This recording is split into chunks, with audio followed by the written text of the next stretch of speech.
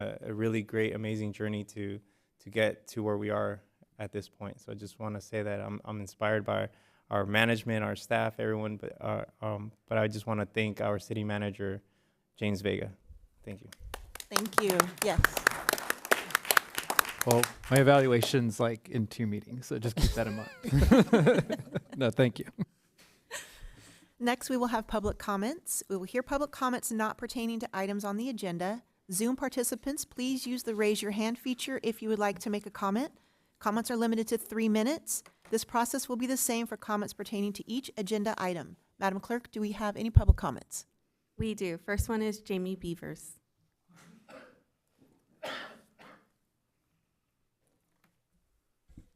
Good evening. My name is Jamie Beavers. I'm a resident of Port Hueneme.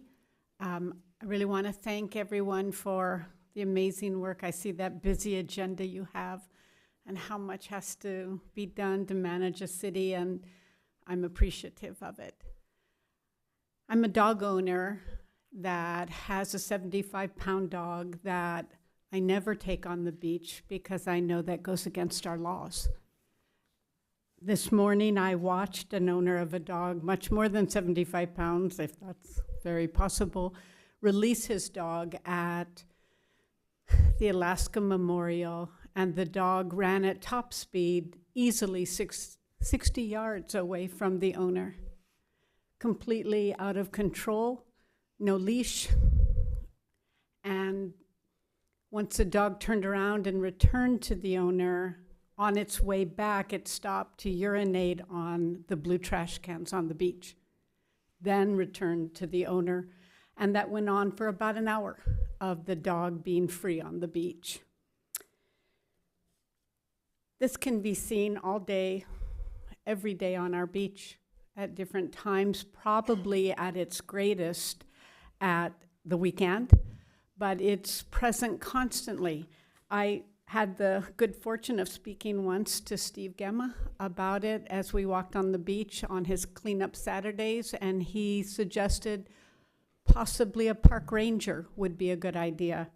I've heard someone else suggest that perhaps we could utilize our Police Explorers program on the beach to perhaps a few weekends, especially during the summer, stand at the entrances and pass out pamphlets reminding our citizens that dogs are not permitted on the sand.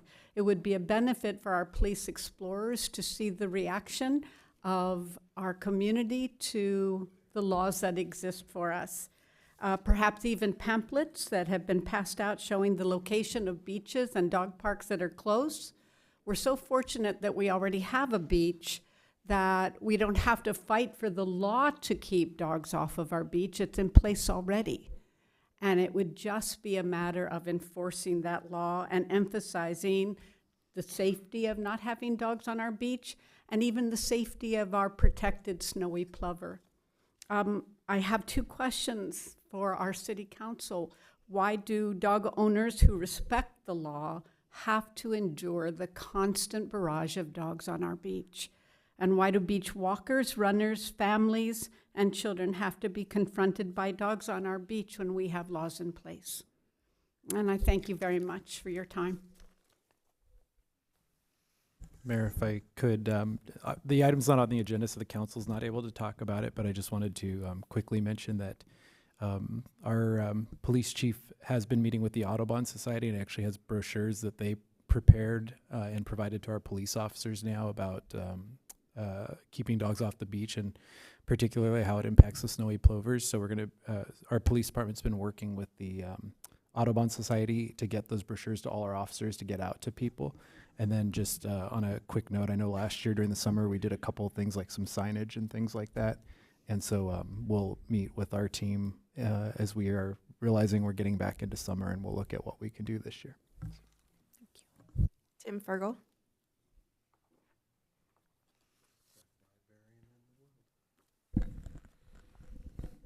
All right. Good evening, Mayor Perez, Mayor Pro Tem McQueen Lejean, esteemed council members, city staff, members of the public. My name is Tim Fergal. I'm the city librarian here in Port Hueneme. Just wanted to provide you all with a quick update of what's been going on at the library, or what hasn't been going on in the library during the closure. At this time, we don't have any substantial news for the public about when the reopening date will be.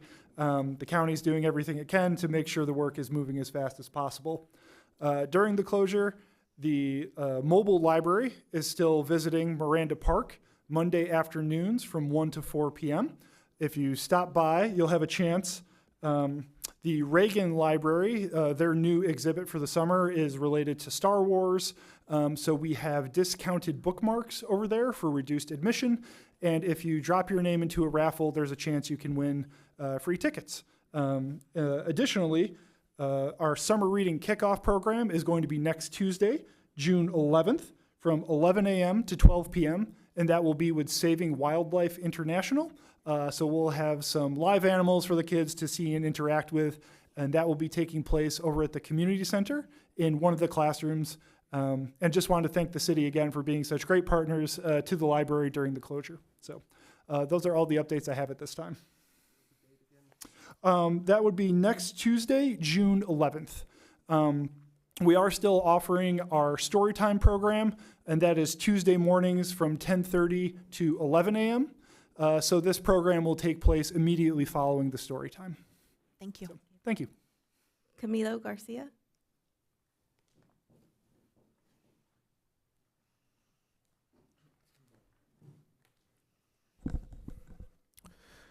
Hello, Port Hueneme City Council. My name is Camilo Garcia, and I'm a resident of Port Hueneme. I wanted to express my gratitude to the City Council of the city where I have resided my whole life. I hope to one day be able to have a positive impact on my community like you five have. Beginning this fall, I will be attending UCLA as a political science major and will complete my undergraduate education in 2 years thanks to the Oxford Middle College High School program. Mr. Gama, thank you for being a big supporter of me throughout my high school career, from providing me with community opportunities to allowing me to interview you for my surfing culture paper, and to most recently writing a letter of recommendation for my college applications and scholarships. You have had one of the largest impacts in my life. Tonight, I come to express my concern about an upcoming agenda item for the County Board of Supervisors. As a nonpartisan citizen of Ventura County, I was extremely concerned when I saw a new ordinance on the June 18th meeting agenda. The demands include 1. The reinstatement of an election fraud hotline. This term is not appropriate because we have never had an election fraud hotline.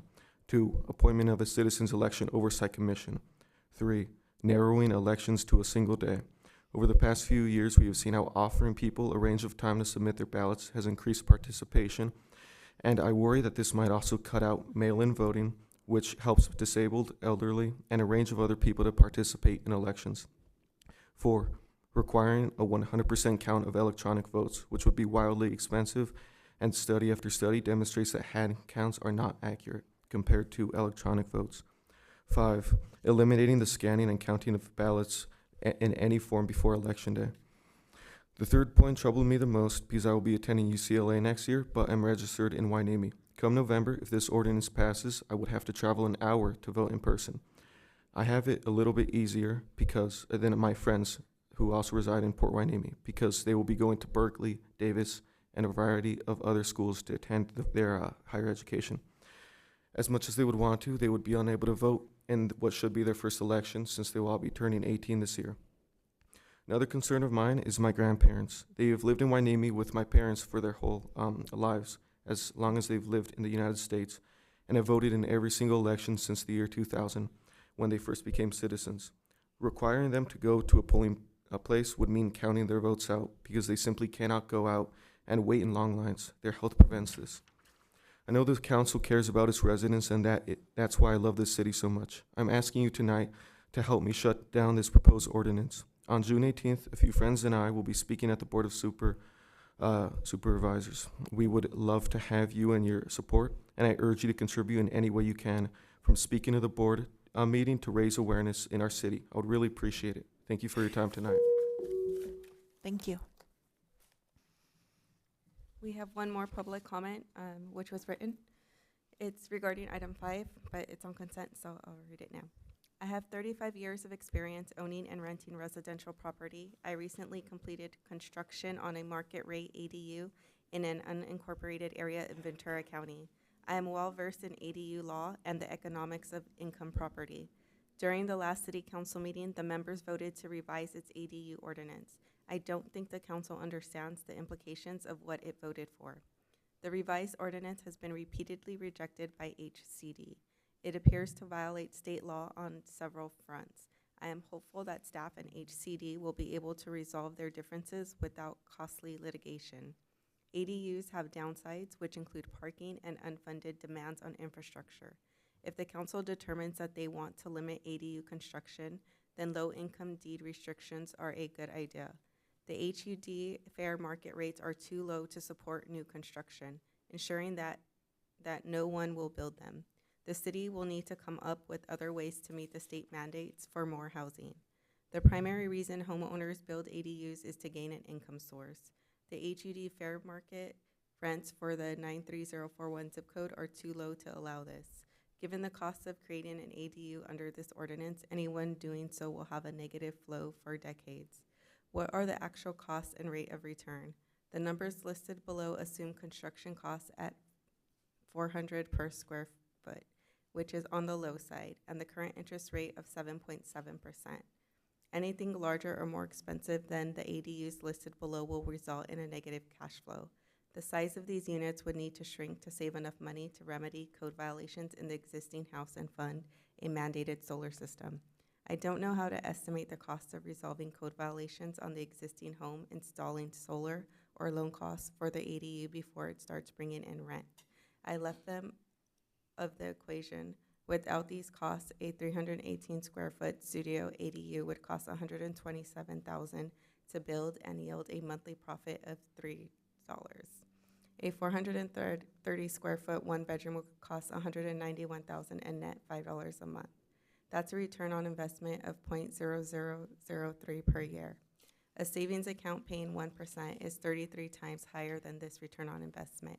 Would anyone on the council who owns a home agree to go into debt, share their property with strangers, subsidize a tenant's rent, and commit to this for the next 110 years? Probably not. That's what this ordinance demands. If the council wants to limit ADUs in Hueneme, it should adopt this ordinance. If it wants more housing, it should vote to allow market rate ADUs.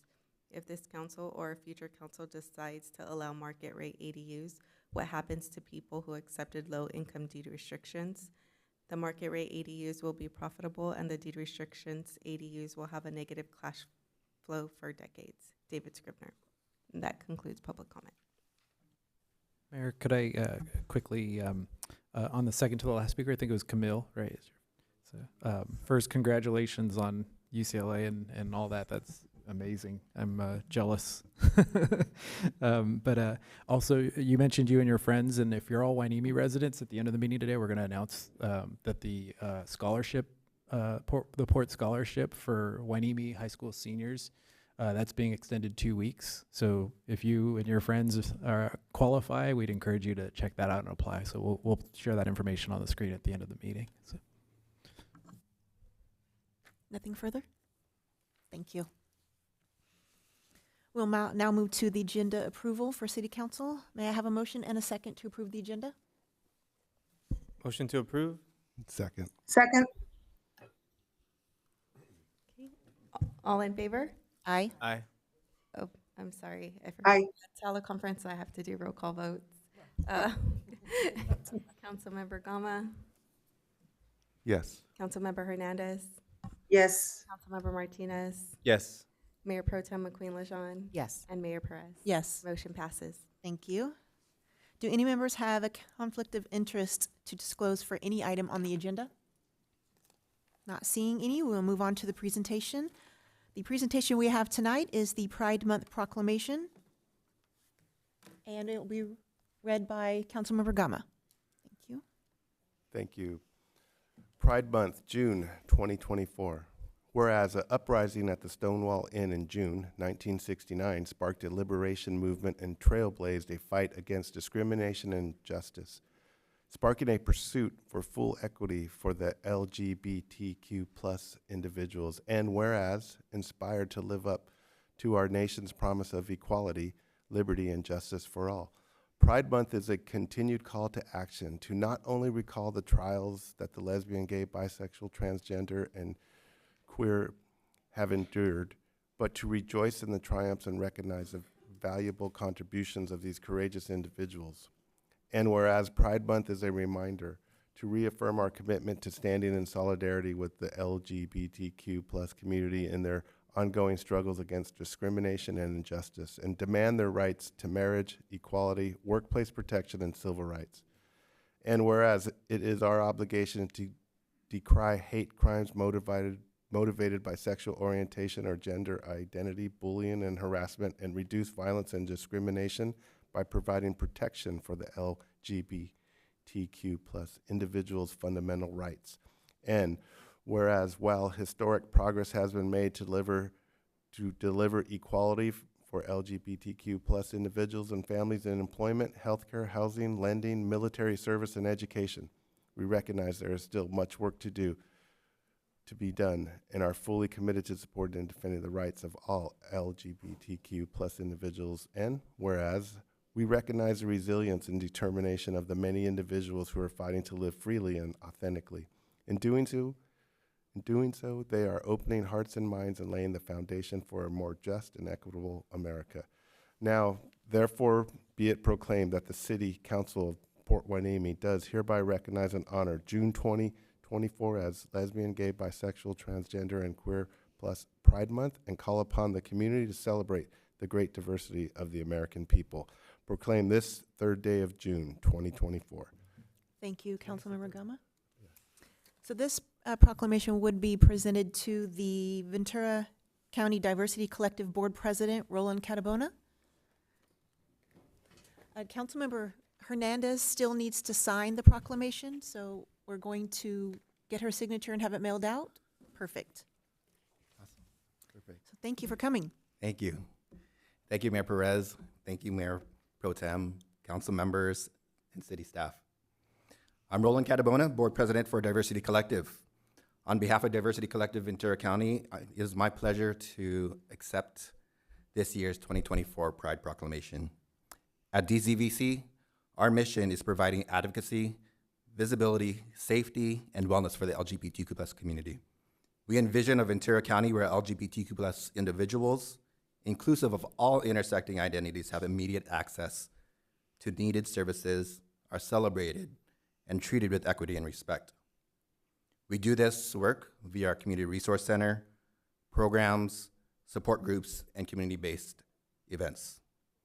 This proclamation is important to the community at large, and especially to my family, because the city of Port Hueneme is where my partner and I reside and call home, and decided to start our family.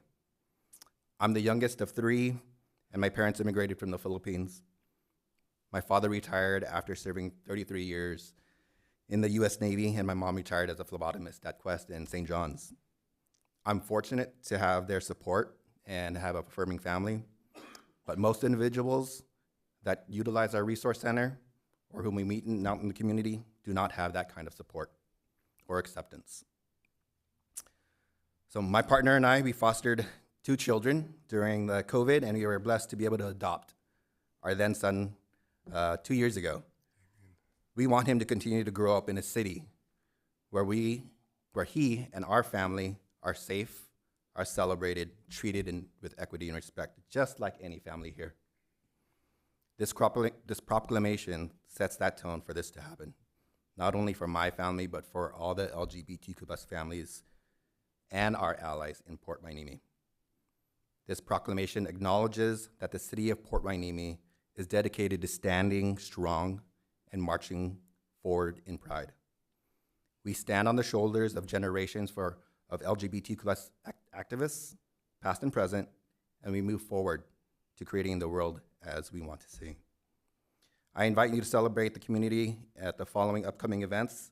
There's a bunch of flag raisings and proclamations at the beginning of this month. At the end of the month, we have Santa Clara Pride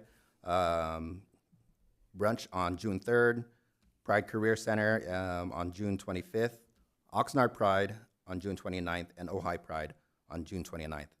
And of course, Ventura County Pride is always the third weekend of August. This year is August 17th. So I look forward to seeing everyone there, and thank you once again, and happy Pride Month. Thank you for the work you do in the community for those individuals. And I will get this to you as soon as possible. Perfect. Thank you so much. We do a photo op. Oh, yes. Can we do a photo op? Just put your thumb on the signature. Oh, we're gonna stand here? Yeah. Yes.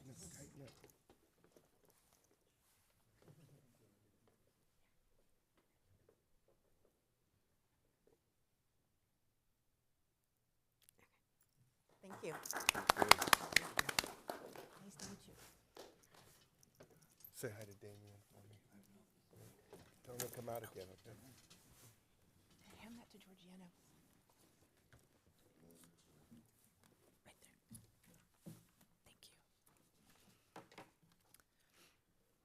you. All right, we'll move on to the consent calendar. We'll consider items on the consent calendar which will be enacted in one motion unless a council member has a request to remove an item for discussion. Does any council member have a request to remove an item? My intention is to vote no on 5, so do I have to pull it, have a discussion to vote individually on it, or? Yes, I'd suggest pulling it. Okay, can we pull number 5, please? Okay, any other requests? We could pull it, or vote for everything but 5. So can I have a motion to approve 1 through 11 minus 5? So moved. Second? Second? Councilmember Gama, Yes. Councilmember Hernandez, Yes. Councilmember Martinez, Yes. Mayor Pro Tem McQueen Lejeune, Yes. and Mayor Perez. Yes. Motion passes unanimously. And then would you like to discuss your issue with the item number 5? Yes. Thank you, Mayor. After listening to the public comment and doing a little bit of research on my own, I kind of agree that, you know, what's the purpose? Are we trying to gain housing, or are we making it that the formula, the numbers won't work? And I think Mr. Scrivener makes a compelling case that by limiting to low income, we may in fact be hampering the ability financially for people to develop ADUs. And so that's why I pulled it, because I'm going to vote no on 5. Are we allowed to have staff comment on this item? Yes. Do we need to do anything to do before we do that? No, at this point, there's not a motion on the table, right? Right. Okay. Director Stewart? So, yeah, we can speak to it, and I'll let Tony speak more to maybe some of the detail. But I think we talked a little bit about this last meeting, and there's a lot of validity to the comments that that were provided by the resident, but it does sort of come down to a basic policy choice of if, and you know, different cities have different goals with these, but is the goal to allow ADUs as required by the state as long as they are affordable, or is the goal to encourage ADUs and to encourage them to be developed in the city? And those are two different goals, and right now the ordinance that we've prepared and everything that we've gone through is to try to keep as much local control over it, with the focus being getting affordable housing out of it. And we could pivot to the other goal, and as Mr. Scrivener said in the comment, where he said that the state might force us to get to that goal, and that's very possible. At this point, the most recent meeting we had with the state, they indicated that we might not have to go to that point, but like we said last meeting, this might be a case where we keep adopting ordinances and giving in a little at a time. We may end up having to go as far as the state requires us to go. So that is a basic question, a basic policy issue, but I'll let Community Development Director Stewart maybe speak to some of the more specifics on it. Well, actually, you stated it very clearly and very well. I don't have a whole lot more to add, other than what we've discussed at our last meeting as well. And it really is, this is a moving target. ADU laws change every year, and I wouldn't be surprised that if we weren't coming back here sometime next year just because of new state mandates, in addition to what we already have to deal with. So there's always the opportunity to change the ordinance at that point, and or we may be told to. Again, past councils and whatnot, we've opted to go forward with the affordable basically requiring the ADUs to be affordable to help our arena numbers there. But again, that really is a policy decision for the council. You're not required to do so.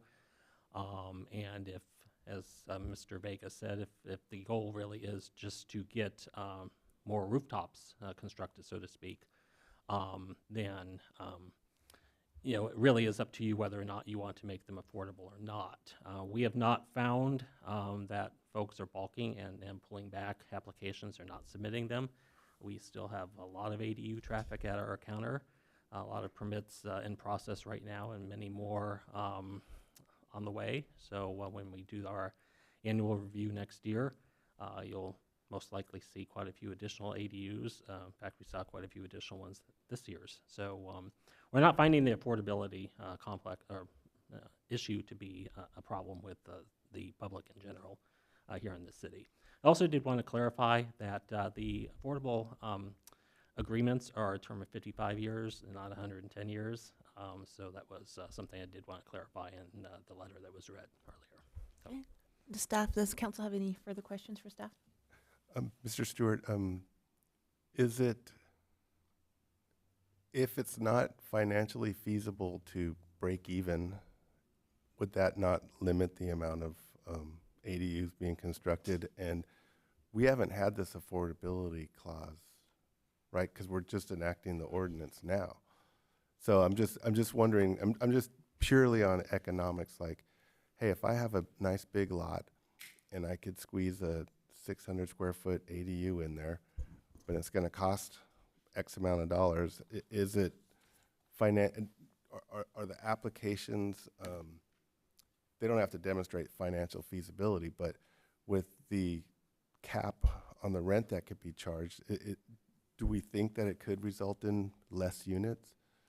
Well, first of all, I want to clarify that we've always required the affordability covenant. We have that in our current ADU requirement. This is not a new standard. So what does that mean? Like, what's the cap? Because I know the rents on my street are, they're so high, I can't believe how much people are paying to rent a house. Right. So again, it's based on what HUD, the government, says our median income is for the county, and it's also based on the household size. And then what the income level is. So there's a formula there, but that's what our cap would be based on with regard to that. And that's, again, what it's always been with regard to our ADU ordinances. Yeah, and if I can just add there that, this is the challenge is affordable in California doesn't mean what I think people think it means. And I think now by the state law, the median income level that qualifies for affordability in Ventura County is over $100,000 a family. And I think the rent can be $2,500 to $3,000 and some, there's a table and it depends how many people and how many people are in the family and all that. But it can be $2,500 still, which is, that's not what people think of when you're moving into a guest house essentially, which is, we call them ADUs and we get used to that a lot, but it's basically somebody's guest house or their, attached dwelling unit or detached. But so it really is the challenge of just affordability isn't what it used to be. The deed restriction is a way in the past because it is in our existing ordinance. We're just updating it. That's been the way we've tried to keep them to at least some level of affordability. I think one of the concerns we have that is unique to Hueneme is the idea that over the summer, if you don't have a restriction on there, you could just say, I'm renting out my ADU at my beach house for $10,000 for this, for a month in the summer. And some people might pay that, maybe not $10,000, but maybe $5,000, So it just is, there's all these things to look at, and they do come down to policy decisions. On one hand, the state has taken the position that building more units will help drive prices down.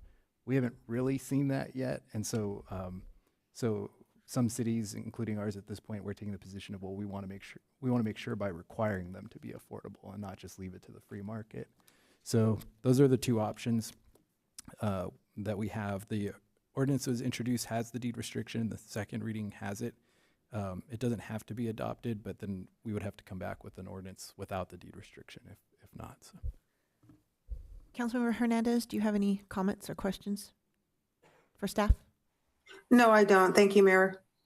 And shall we proceed with the vote then? Do I have a motion to vote on to approve item 5? Move to approve. Do I have a second? Second. Councilmember Gama, No. Councilmember Hernandez, Yes. Councilmember Martinez, Yes. Mayor Pro Tem McQueen Lejeune, Yes. and Mayor Perez. Yes. Motion passes 4-1, Councilmember Gama voting no. Thank you. And we'll report back on what we hear back from the state. At some point, it might not be our decision to make, but so we'll bring it back. Okay, we will move on to public hearings, right? I didn't skip anything, right? Okay. The first public hearing will be the fiscal year 2024-2025 revised budget. Madam Clerk, do you have proof of publication as required by law and a complete file of reports and exhibits? Yes, Madam Mayor. Thank you. Will staff please present the report? Yes, and Lupe Acera, our finance director, is going to present the report. I just wanted to, before we get into the detail, just from a high level, just mention we've had, over the last couple months, we brought some items to council individually where we talked about some of the, maybe the challenges we see in this coming year with the budget, things like our pension costs statewide, government agencies who are members of CalPERS, we're expecting pension cost increases. Things like our cannabis tax revenues we're expecting those to be reduced. Sales tax revenues, expecting those to be reduced. So we talked about how those things were happening and we were trying to be proactive to try to make sure that we could stay balanced this year and that we didn't kind of wait too long and then find ourselves in a situation where we really had to make serious adjustments. And so I think the good news, without keeping everybody in suspense, is I think we've done a pretty good job at making those adjustments to stay balanced. When we had opportunities throughout the year, positions became open and things like that. We froze some. We kept some flexibility, so we're able to stay balanced without any serious reductions or any that would impact service level. And so we're proposing a balanced budget that Lupe is going to walk us through. I think the one thing I want everybody to kind of keep in the back of your mind is that we're seeing that these challenges may kind of continue over the next year. And I think other cities are starting to realize that the economy is changing and that, that sales tax are softening around and interest rates are going up. So we're ahead of the curve a little bit, that we've started to adjust, but it's probably going to be tight for the next year to 2 years, and then we'll go from there. But it's good news that we're able to get to balanced without major modifications. And we're hearing over the last month or so, a lot of cities around us waited, and they're having to make serious adjustments now. So we feel like we're maybe ahead of the curve, but it's still a lot of work to do. So with that, Lupe is going to give the detail on how exactly we did that. So. Thank you. Good evening, Mayor, Mayor Pro Tem, City Council, city staff, and members of the public. I am going to walk through the revised budget report for fiscal year 24-25. Last year, about this time, we were in a budget workshop. It's actually June 5th of 2023 where the council adopted the 2-year budget. And as the budget that was adopted citywide, and that includes all of the related entities, which is Housing Authority, Surplus Authority, was revenues of $57.6 million and expenditures at 57.1. That's operating only, not including CIP. Moving on to general fund, the adopted budget were revenues of $27.3 million and expenditures of $26.8. So you can see there was a surplus of $459,000. As city manager noted, during 2024, we really started to see and experience several headwinds that we knew were going to impact next year's budget. One of them, which we've talked about before, is really the cannabis revenue reductions. Most of it competitive impact, some of it is consumer spending as well. There was more of an artificial inflationary period where cannabis businesses were doing really, really good during COVID, and then it started to slow down. And then on top of that, we have competitive impact from neighboring cities. So that's really taken an impact on revenues from two different levels, which I'll show in a moment. Softening of consumer spending again, interest rates are going up. One of the areas is really like cars, disposable income is shrinking. So we started to see that really this year, the second, third quarter. And then the changes in the pool distribution, we talked a little bit about that. Those are the online sales that are purchased, and we get the use tax. The city gets the use tax.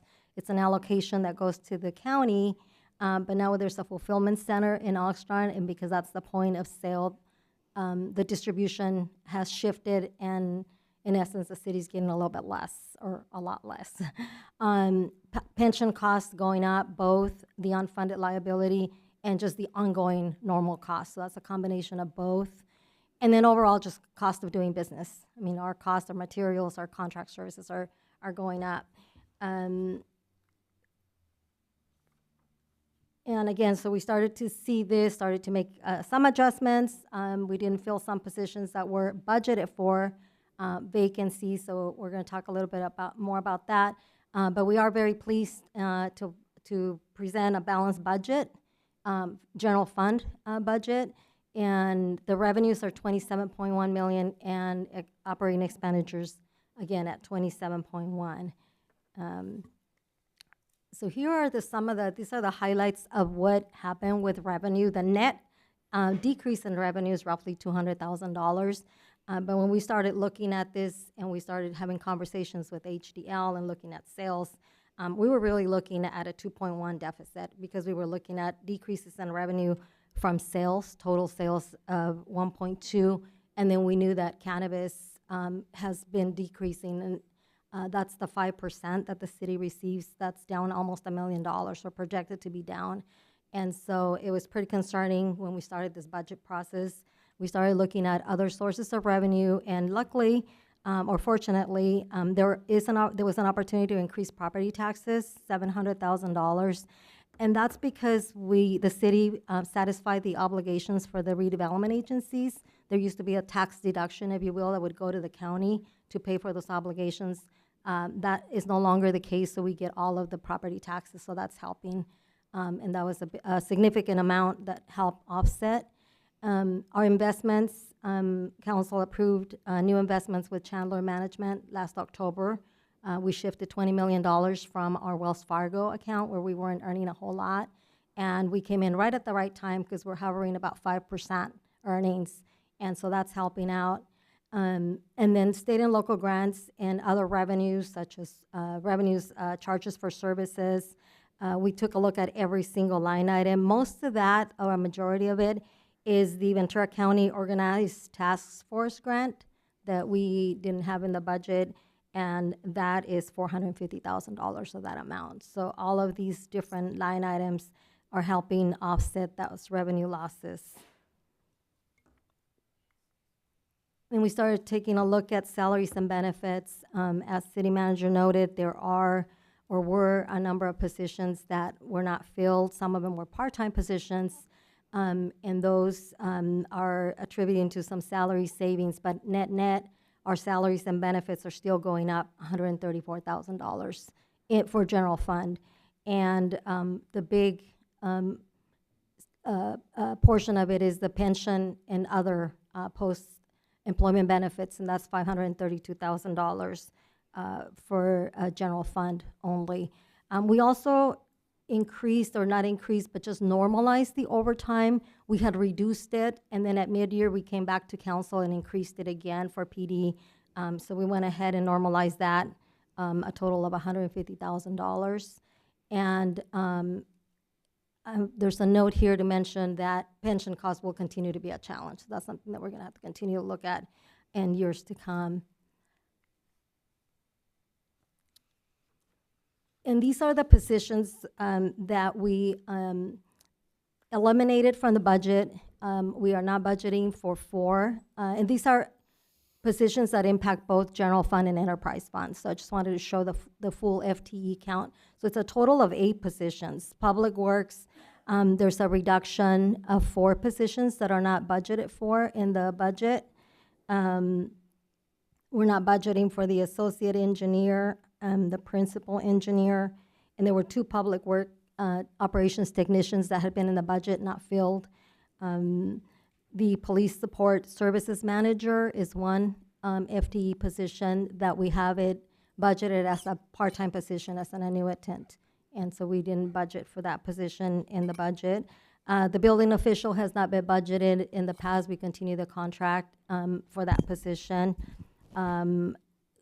Parking enforcement, due to the realignment there, the community development manager is not being budgeted for in 2025.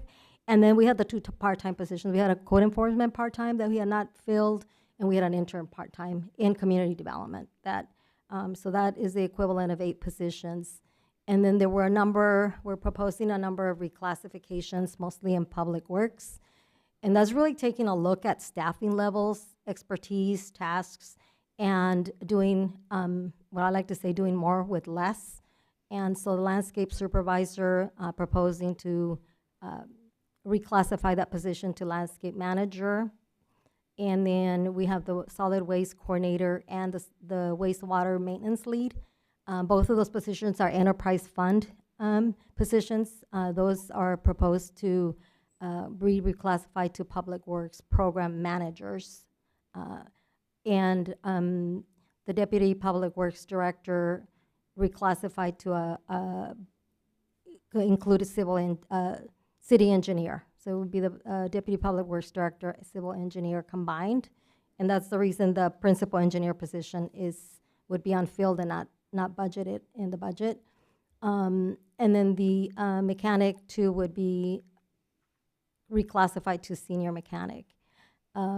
Looking at the changes, the vacancies, and also the increases for the general fund, the estimated savings is $450,000.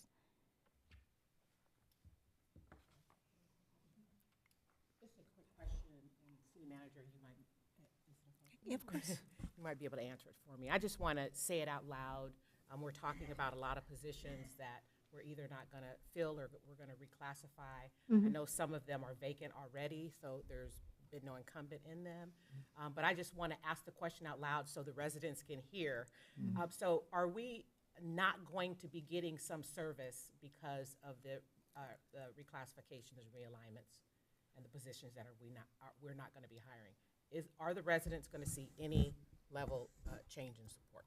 Our intent was to not have any reduction in service level, and I think we've accomplished that.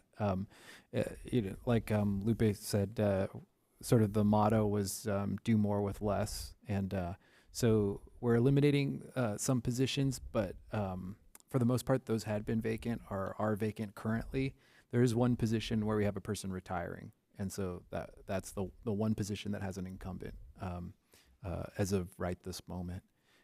But as you can see on this slide, most of those changes listed at the bottom, it's really what we did was like the Public Works Department is a good example where in the past we had a assistant director who sort of oversaw a lot of supervisors. Now we're getting rid of that assistant director position, and all the supervisors are going to be essentially like one step up. They're going to be managers with those additional supervisor managerial duties and evaluations and things like that, which the intent is to actually take some of those tasks so that the director doesn't have to do all of those tasks for every employee, and that they're actually being managed by their manager.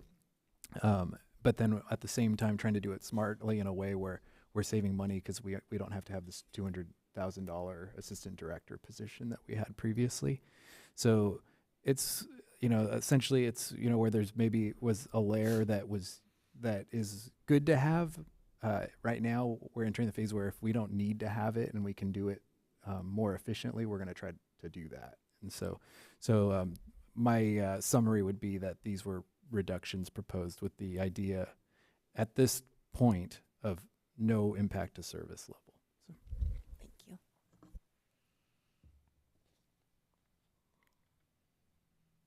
Okay, so then in taking a look at just operating expenses, we had an area where we had to increase the budget for several reasons, and these are the major line items that we had to increase and the reasons for it.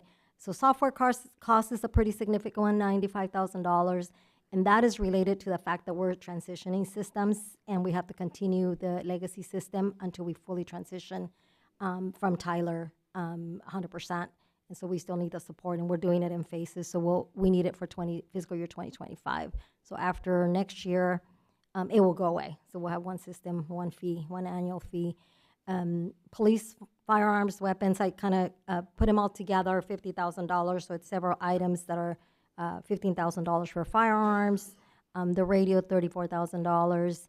We did increase police training for mandated training and new hires. The touchless meters, $25,000. We're planning to order them now, but it doesn't look like we'll receive them and install them before year end. And in order for us to be able to record them, it has to be installed. And so we're asking for that in 2025. And then just vehicle maintenance compliance costs, that's just the cost of our compliance going up, maintenance costs going up. And the same thing with the last one. There's a couple line items there, but I know like our banking fees are going up about $26,000. Utilities overall are going up. And so those are just hard costs, if you will, that are expected to go up because we're seeing those increases. So again, in taking a look at the operating increases, we looked at what areas that we could look at offsetting without impacting service levels. And one of them is training. So we went and had meetings with all the departments. Our training is being reduced $50,000. That's from all various departments that are able to do the training online versus going in person. So that's saving really the travel. We're still continuing to planning to do the training, but it's going to be mostly done online. Contract services reduction. There's a lot going on in contract services, so I wanted to mention that because when you look at the report, there's a lot of ins and outs. With the new system, staff added new line items to better identify cost. We used to have it all in one line, contract service, professional services. Now we have subscriptions, legal, so that's why it looks in and out, but the net is a savings of about $90,000 in contract services from doing some of those outside services in-house. General fund was going to pick up $50,000 for the purchase of a dump truck, and we're going to be able to use the dump truck from that one the enterprise fund is going to purchase, and we're going to use their used dump truck. So we're saving that $50,000 at least for the moment. And for the beach walkways, we have restricted funds that we are going to deplete, so we're going to utilize that and shift that from general fund to use those restricted funds. So that's $75,000. And then just that $10,000 was really from a lot of departments that really gave $1,000, $2,000 in small equipment and deferred those purchases or are going to use their existing equipment. So those adjustments help offset some of the increases. And then in regards to what else is in our budget that we have not built it in the past, and this is a revised budget, so when we do the 2-year, we'll have a lot more opportunity to plan, and we talk about these Measure U and the port revenues, but we did the last meeting with Measure U, they approved our budget, and so this is the first time that we're able to include the Measure U budget components into our budget.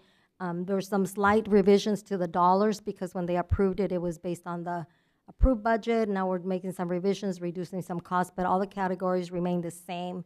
And so the budget for Measure U is almost 1.8 million in public safety, and then another 1.8 in Parks and Rec.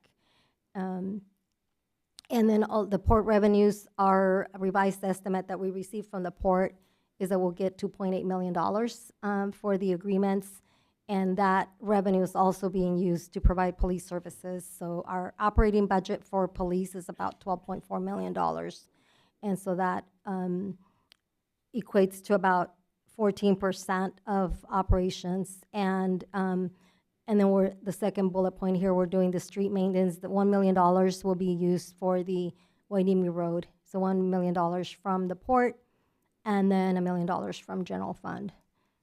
So just that will be something, again, when we do the 2-year budget, we'll highlight that, and we'll have more involvement with that. And in this next slide, I wanted to talk about CIP. There were a lot of schedules that we provided for CIP because we took a look at doing, revising this year, since we're so close to the end of the fiscal year, and then taking a look at the next year and then 3 years going forward for projects. And 2023-24, which is this year, the citywide CIP is $10.8 million. That's what we're projecting to spend as a city. Of this amount, 1.7 is general fund, and of that 1.7, $1 million is Bubbling Springs. So most of it is Bubbling Springs. The rest of the Bubbling Springs is gonna shift over to next year. And so in 24-25, citywide CIP is 29.9 million, which is a big number, but 6.6 is general fund, and then 3.9 is Bubbling Springs again, and 2.7 is other projects, and I'll go through those projects. And then also wanted to mention that 2.7 is being funded by that CIP reserve that council established. So we have $3 million. We'll have $3 million in that reserve. And in 25, 26, and throughout 26, 27 future years, the schedules provide the priority of projects. There are some projects on those schedules that we intend to fund from grants. Because they're future projects, city staff intends to apply for grants to fund those projects. And here's the list of the CIP projects for next year. So again, 3.9 million is Bubbling Springs. $1 million is the Wainimi Road, and the rest are the underground storage tank, which needs to be repaired. That's general fund because we own the property there. Police department improvements, the remainder of the improvements will be completed next year, so they're really rolling over from this year, $450,000. Citywide parking lot repairs, almost $200,000.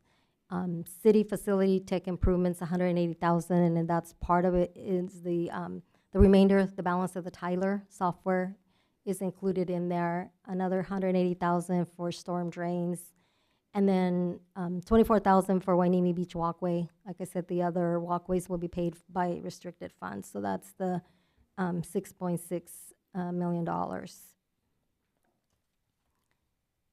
And with that, here is the revised budget that we are looking at for approvals. Citywide, 56.9 million with expenditures of 56.6. General fund balance budget with revenues at 27.1 and expenditures at 27.1 million. So again, a balanced budget. On this next slide, I want to just show the reserves. So just a little bit of history, 2023, that's the audit that we just completed. The auditor went over the different reserves for general fund and the unassigned fund balance. In 2024, based on the adopted budget for 2024, our reserves they don't change much. So what we do at the end of the year is we make an adjustment to maintain that reserve at those levels. Like the economic emergency is 6 months of operating expenses. So stability reserve is 10%, and then risk management is 50%. And then the capital reserve, it was $1.5 million that we shifted to the capital reserve in 2023. We're intending to, again, shift another 1.5, so it'll be $3 million, but then we're using that. You go back to 24-25, most of it's going to be used for the CIP. And that's something we can have conversations and make adjustments at mid-year if council decides we want to use unassigned instead of the CIP reserve, and or if there is a surplus.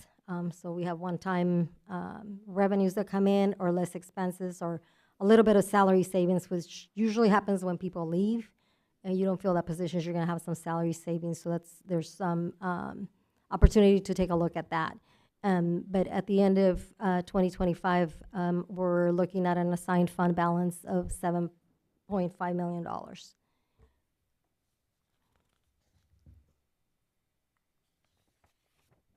And then the enterprise funds, those operate like business enterprises. So basically there's a charge for service, and those charges are intended to provide revenue to for operating and capital expenditures.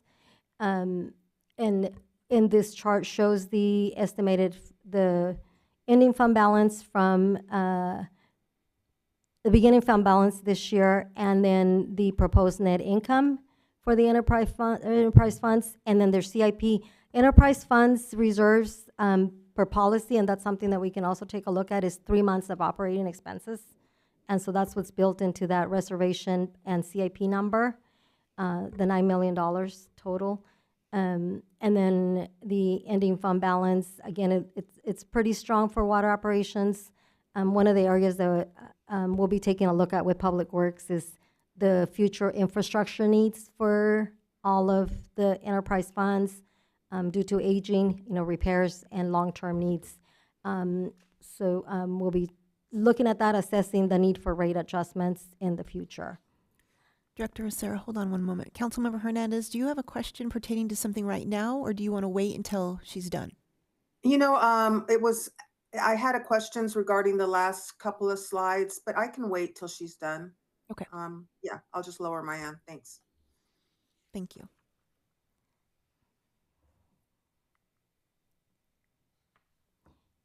So the recommendation for tonight is to receive the report with the fiscal year 24-25 revised budget and provide direction regarding the revised report, approve the updated CIP project list for fiscal year 23 and fiscal year 23-24 and fiscal year 24-25. Included also is the salary schedule, which includes the cost of living adjustments and the proposed reclassifications. So the recommendation is to approve the revised salary schedule with these items. Adopt a resolution of City Council of the City of Port Hueneme determining and establishing the appropriations limit for the fiscal year 24-25. That's included in your report, and we are not limited because our sales tax dollars are less than our calculated GAN appropriation, so that we exceed and we are not restricted in regards to revenues from taxes. And the last one is adopt a resolution of the City Council of the City of Port Hueneme adopting the revised budget for fiscal year 24-25. Looking ahead, City Manager and I and the directors, the entire team, are going to be looking at long-term forecasting, which is something that, at least since I've been here, we haven't done. We usually do the 2-year budget, we make the revisions, and we do the mid-year. But some of the changes that I discussed are not going away, so it's sort of like the new norm, and we really got to start taking a look at long-term revenues and forecasting the revenues and expenditures, which is really going to lay the foundation for budgets in the coming years. And so that's the expectation that we'll be presenting to council, a forecast in the future, in the near future.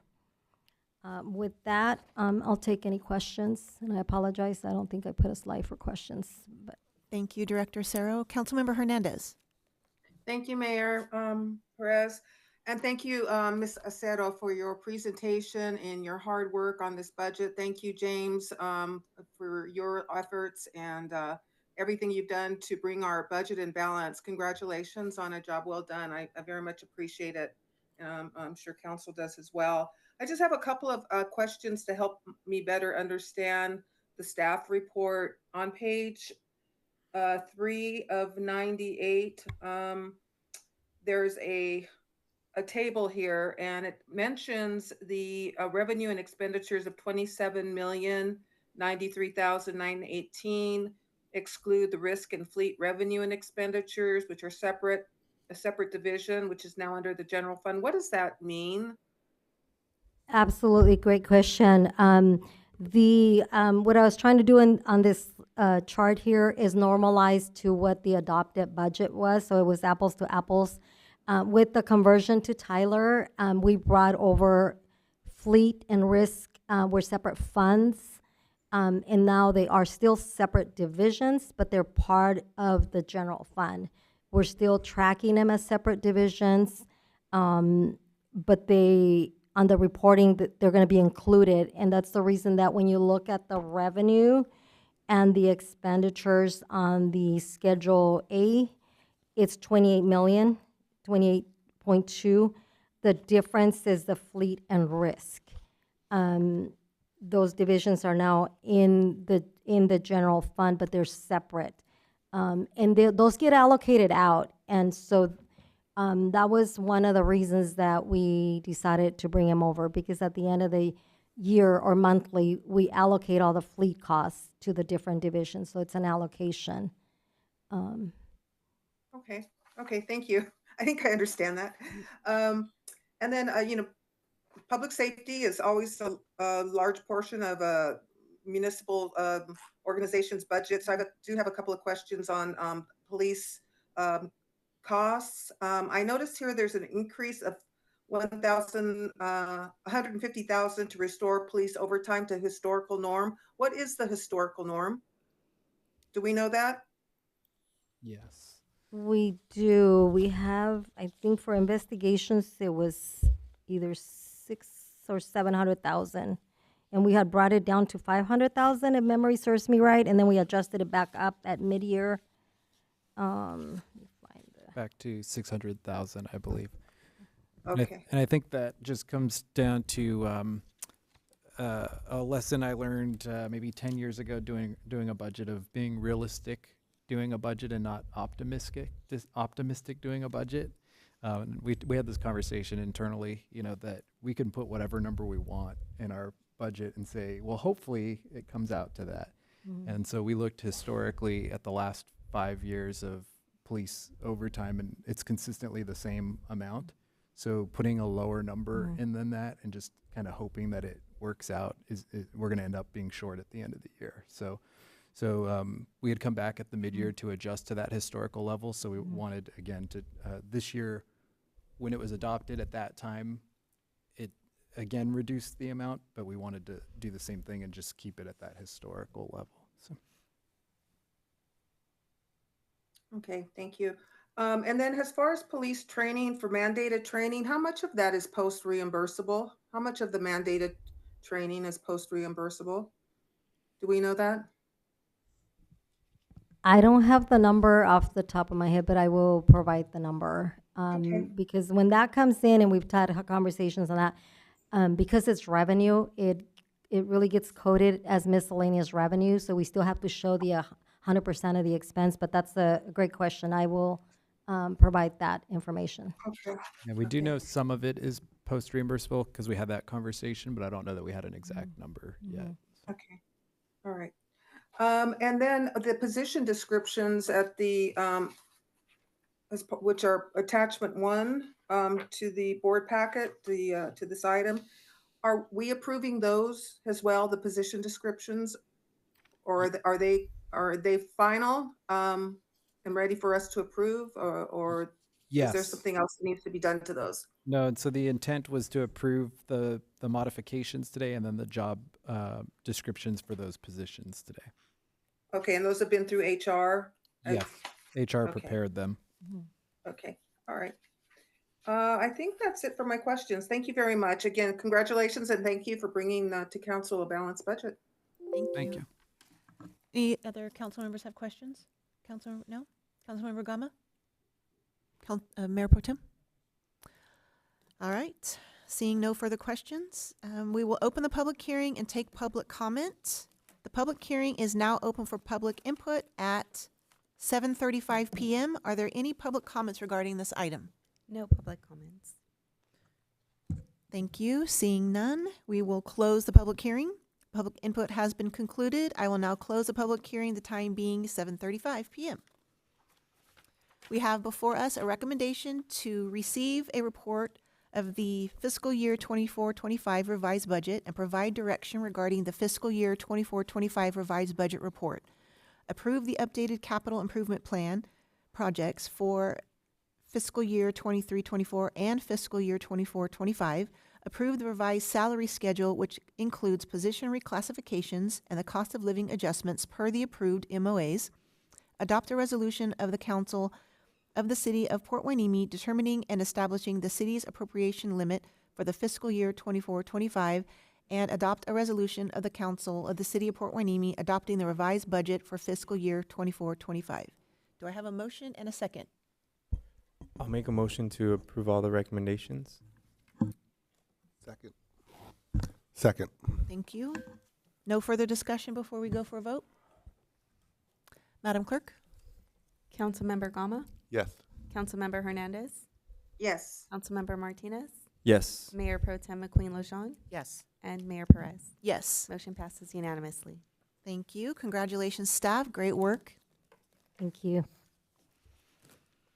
We'll move on to business items. The first business item is the annual assessments for Assessment District number 87-1, Assessment District number 91-1, and Assessment District 95-3. Will staff please present the report? Good evening, Mayor, Mayor Pro Tem, Council, members of the public, and staff. What you have before you tonight is an annual item that you've seen for many years in the past. This is regarding our 3 assessment districts that we have, one being the Lighting Maintenance Assessment District, one being the Parkway and Median Assessment District, and the other being the Drainage Assessment District. What you're doing tonight is going ahead and approving a resolution, making the notice of your intention to levy the assessments, and also set the public hearing, which will be at the next council meeting. And with that, there are, the Lighting Assessment District has an estimated revenue of $122,244 with some estimated expense of $165,000, which results in an estimated deficit of just over $42,000. We don't have any fund balance in this district. The Parkway and Median Assessment District has an estimated revenue of $178,424 with an estimated expense of $205,983 with a deficit of $27,559, but the Parkway and Median Assessment District does have some fund balance in it. And so that deficit will be absorbed and leaving an estimated ending fund balance of $170,441. And the Drainage Assessment District has an estimated revenue of $185,000 with estimated expense of $22,000 this year or next year, and it has an estimated accumulated fund balance of $437,526, which would leave an estimated fund balance of $600,000.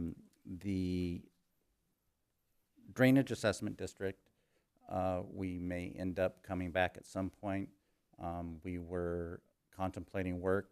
Most of that has been what has been going on with the creek clearing project.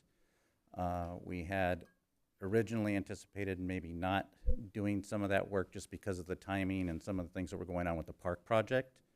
However, after looking at some of the things that are going on out at the creek, we may end up coming back and asking council in the future to go ahead and appropriate money for work to be done within the creek, which would be funded by the Drainage Assessment District. And as I mentioned before, that will have a large fund balance. So anything that we do won't be using that entire fund balance. And if you have any questions, I'll be happy to answer them. Thank you. Does council have any questions for staff? Just Sure. preemptively make one comment because it's probably gonna be the question, so I'll answer it. Which is, so 2 of the funds have expenses that exceed revenues, and long term, we'll have to figure that out. So just in case that was going to be the question, we have started to talk about it. The challenge and the reason why we can't fix it now and why we have to adopt it this way is that to make changes to our assessment districts requires us to go back to the voters to get approval to make changes to it. So it's one of those things where when you start to see that problem, there's going to be a process to go to the voters and try to address that problem. Or the alternative would be looking at the services closely and seeing, you know, if things, if there's certain services that aren't needed or desired anymore. So, so there are, like I said, for lighting and Parkway, we're getting to that point where that's something to start thinking about.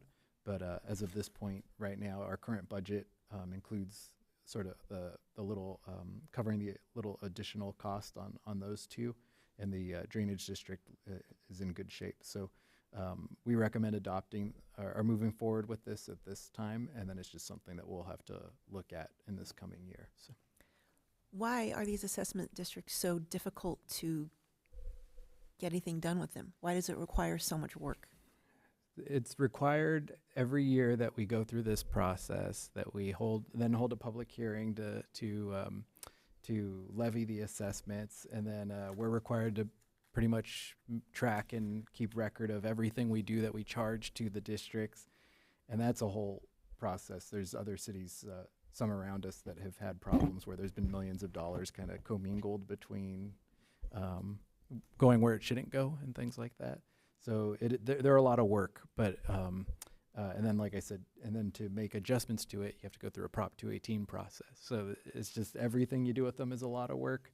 But right now, the drainage is in good shape. The other two, at least, are covering most of the costs, but that's something we're gonna have to look at because costs keep going up. So. Okay. And we can look at how we go about doing that, but we've had discussions in the past when this item's come forward, and the answer's been to go ahead and do that. You might risk your original one, and so we've had our previous city attorney mention that the way that he felt would be most proper to do that would create an overlay district for each of these where we have balances, and then do that to try and gain additional revenue out of those. But he also pointed out that the big caveat with that is that it's very expensive. I mean, you have to do a thorough study. You have to be able to prove exactly what you're going to be spending that money on. And on a couple of these, yes, we run a deficit, but it's not large. And the amount of effort and cost to do that, he, in his opinion, said, you know, I don't know that it's worth all of that exercise. And I can ask our new city attorney if she has any differences in that. I happen to agree with Mr. Spalding's analysis on this. It's not quite throwing good money after bad, but it can be very expensive, and you're not getting a lot in return for that expense. Well, okay then. Thank you. Oh, go ahead. Yeah, this question, just for me to understand, when you have a deficit, let's say of the lighting maintenance, you have a deficit of 42,000, 42.7, and the balance is zero. Where does the funds come from? It'll be the general fund that will pick up that cost difference. So that gets built into that budget that we just approved, and that's one of those pressures. When we said cost of business going up, it's a lot of little things like this where it's just, you know, that used to be paid for, and now it's gone up just enough where it's making an impact on the general fund. And just between those two items, we're talking about $70,000, you know? So yeah, so they do end up basically taking a subsidy from the general fund. Right, but I think I also heard you say that number is continuing to increase. I think that's the concern I have, because costs just continue to increase. And so I think one thing we have to look at, and Mr. Camarillo mentioned that, you know, it's one of those things where when you're $10,000, $20,000 off, it's probably not worth the cost, because going through a Prop 218 process can easily be $50,000 to $100,000, maybe more in this day and age. And so, but at some point you kind of, that equation changes. So, so for us, I think it's something we'll look at and just sort of keep an eye on and come back when we think it's the time to have that conversation. So. Okay. Any further questions for staff? Seeing none. Are there any public comments on this item? No public comments. Thank you. So the recommendation is to adopt a resolution of the City Council of the City of Port Hueneme, California, declaring its intention to order the levy and collection of assessments for the Lighting Maintenance Assessment District number 87-1 for the fiscal year beginning July 1st, 2024 and ending June 30th, 2025.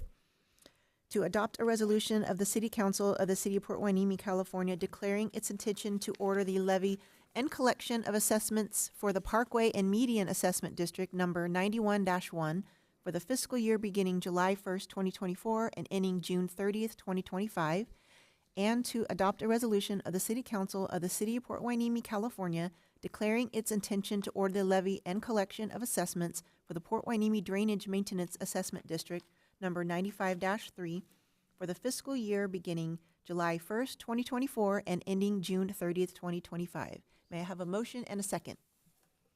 So moved. Second. No further discussion? Madam Clerk, can we have a vote, please? Councilmember Gama, Yes. Councilmember Hernandez, Yes. Councilmember Martinez, Yes. Mayor Pro Tem McQueen Lejeune, Yes. Mayor Perez. Yes. Motion passes unanimously. Thank you.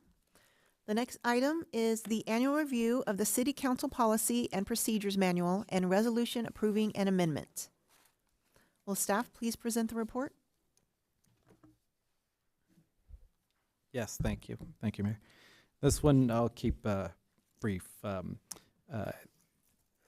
this item is what we're proposing to be the start of doing an annual review of our council policy and procedures manual. We mentioned in our staff report that it's one of those things that has started to become a good practice for cities is to do an annual review of the policy and procedures manual, if nothing else, so that the city council sort of gets the refresher every year of the policy and procedures manual, which is essentially the handbook that the council agrees to hold themselves to in how they approach meetings and different items within the council's purview. And so the handbook is that standard, and more and more cities are starting to have an annual review where the city council revisits that, makes any revisions, and then adopts it and reiterates that it's the standard that they will be holding themselves to in that year. I think particularly it's becoming a best practice to review it annually because there are just so many state laws and things that change and that impact some of the policy and procedures. And so it's just good to review it as well to make sure it's in compliance with the law or with how things are actually handled. And with that in mind, we have in the staff report a short bullet point list of some of the recommendations we make, which are sort of with that in mind. Like as an example of a recommendation we made, we noticed that the future agenda item process described in the handbook isn't actually exactly the future agenda item process that we actually follow. It had things in different orders. So we've recommended changes like that to actually make a match what we're actually doing. And so we recommended that change. We recommended updating the language about council members having to leave the room if they have a conflict of interest to match the process. And we've updated the language regarding, before there was language about council members taking positions on state and federal legislation that now can be updated to reference our legislative platform that the council adopted, which is the city council taking positions on those state and federal legislations. And then lastly, we added a signature line at the end of the document, which is another practice that other cities have implemented. Essentially, when everybody adopts it, that everybody signs acknowledging that they've received and read the policy and procedures. And again, we just recommend starting to do this as a yearly update and a best practice to follow. So that's what's included at this point in the agenda. We note in the item that there have been council meetings we've had recently where there have been specific questions about making changes or additions to the policy and procedure manual. So this agenda item also allows council members to identify those or discuss those if desired. So we're happy to answer any questions. Thank you. Are there any questions for staff at this time? Councilmember Martinez? Yes, is this where we can also ask so that we have permission to use like the city letterhead if we want to do recommendations, letters of recommendation for students that are going to college and anything like that? Yes, I believe that letterheads are included in our policy, and I only say I believe because I know like I've memorized like 4 cities and I get them mixed up sometimes. So, thank you. Page 24. And so currently, let me see I think exactly currently what we it says. can't. Yeah, currently it says city letterhead shall be used by the mayor, mayor pro tem, and council for official city business, communication of adopted city policies and positions, correspondence, and related communications. All council members and city managers should be copied on correspondence signed by the mayor or other council member. Use of the city letterhead and or title on personal matters is not permitted. Yeah. So that's the current rule. Yeah, I would like us to have the permission to use them on letters of recommendation for students that are going to college. I think that would benefit our community and specifically our youth. Is there any further discussion on this item? Any comments? I've written several letters of recommendation, and initially I was using letterhead, and then we developed this, and then so I started using just blank paper. But I do think it would make the letter of recommendation more strong, and I don't think that we would, as my understanding is that if I write a letter on behalf of somebody, I don't need to share it with the rest of the council, right? If it's on letterhead, or that's the only concern or question I have. We were just talking over here about whether or not we see any potential like liability or anything, and I don't think we do. I think that is essentially a council. It would be up to the council whether they want to make that policy change. In my opinion, that's definitely a policy issue for this board to decide how it wants to handle it. Okay, thank you. Councilmember Hernandez, do you have a question or a comment on this? Yeah, I don't know. You cut out, Councilmember. You went mute. Oop, we lost. Sorry about that. Yeah, I have some concerns about using city letterhead for recommendations of individuals who the full council doesn't know. And I would think if we did allow that it would have to be on a case-by-case basis. It would be something that would have to come to the full council, or the letter at least shared with the council members. I think it's it has a tendency to become political. If one council member, for instance, is running for office and then wants to issue letters of recommendations to students of constituents and sends out hundreds of letters, I just don't think it's an appropriate use of our letterhead. And I think it could be risky in that way, in becoming too political. Mayor Pro Tem, do you have any comment on this? Yes, I tend to agree. So for me, a letterhead means if you're using the city's letterhead, that means that it is city supported, and that's not the case if an individual council member is sending it. And so I would have concerns with that. So as someone who worked for the military for many years, there were just very few people who could sign on the commander's letterhead, because it meant that it's the commander's responsibility, his word. And so I'm with Council Member Hernandez now. If there was a standard letter that was vetted by the council and council members were signing off, I would see it a little different. But for an individual to write his words, his thoughts on letterhead from the city, I just don't think that's appropriate.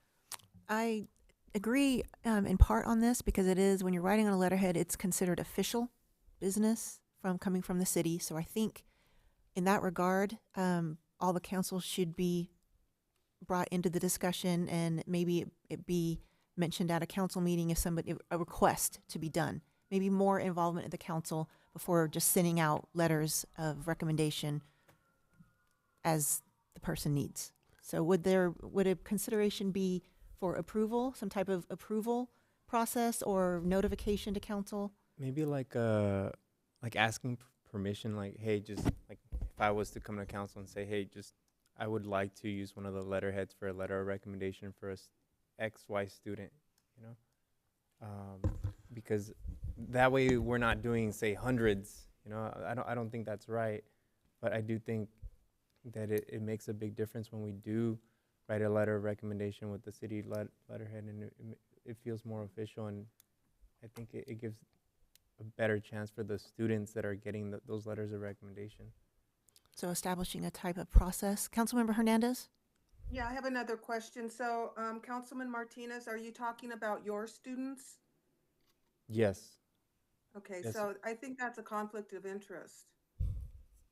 How Because so? you're gaining favor using a city resource to reward your students. And I think it's going to cause us to get into discussions about, say you do bring a letter and you want council approval on a letter of recommendation for a student that you've known maybe for 6 months, maybe a year, maybe just during the length of their year in your classroom.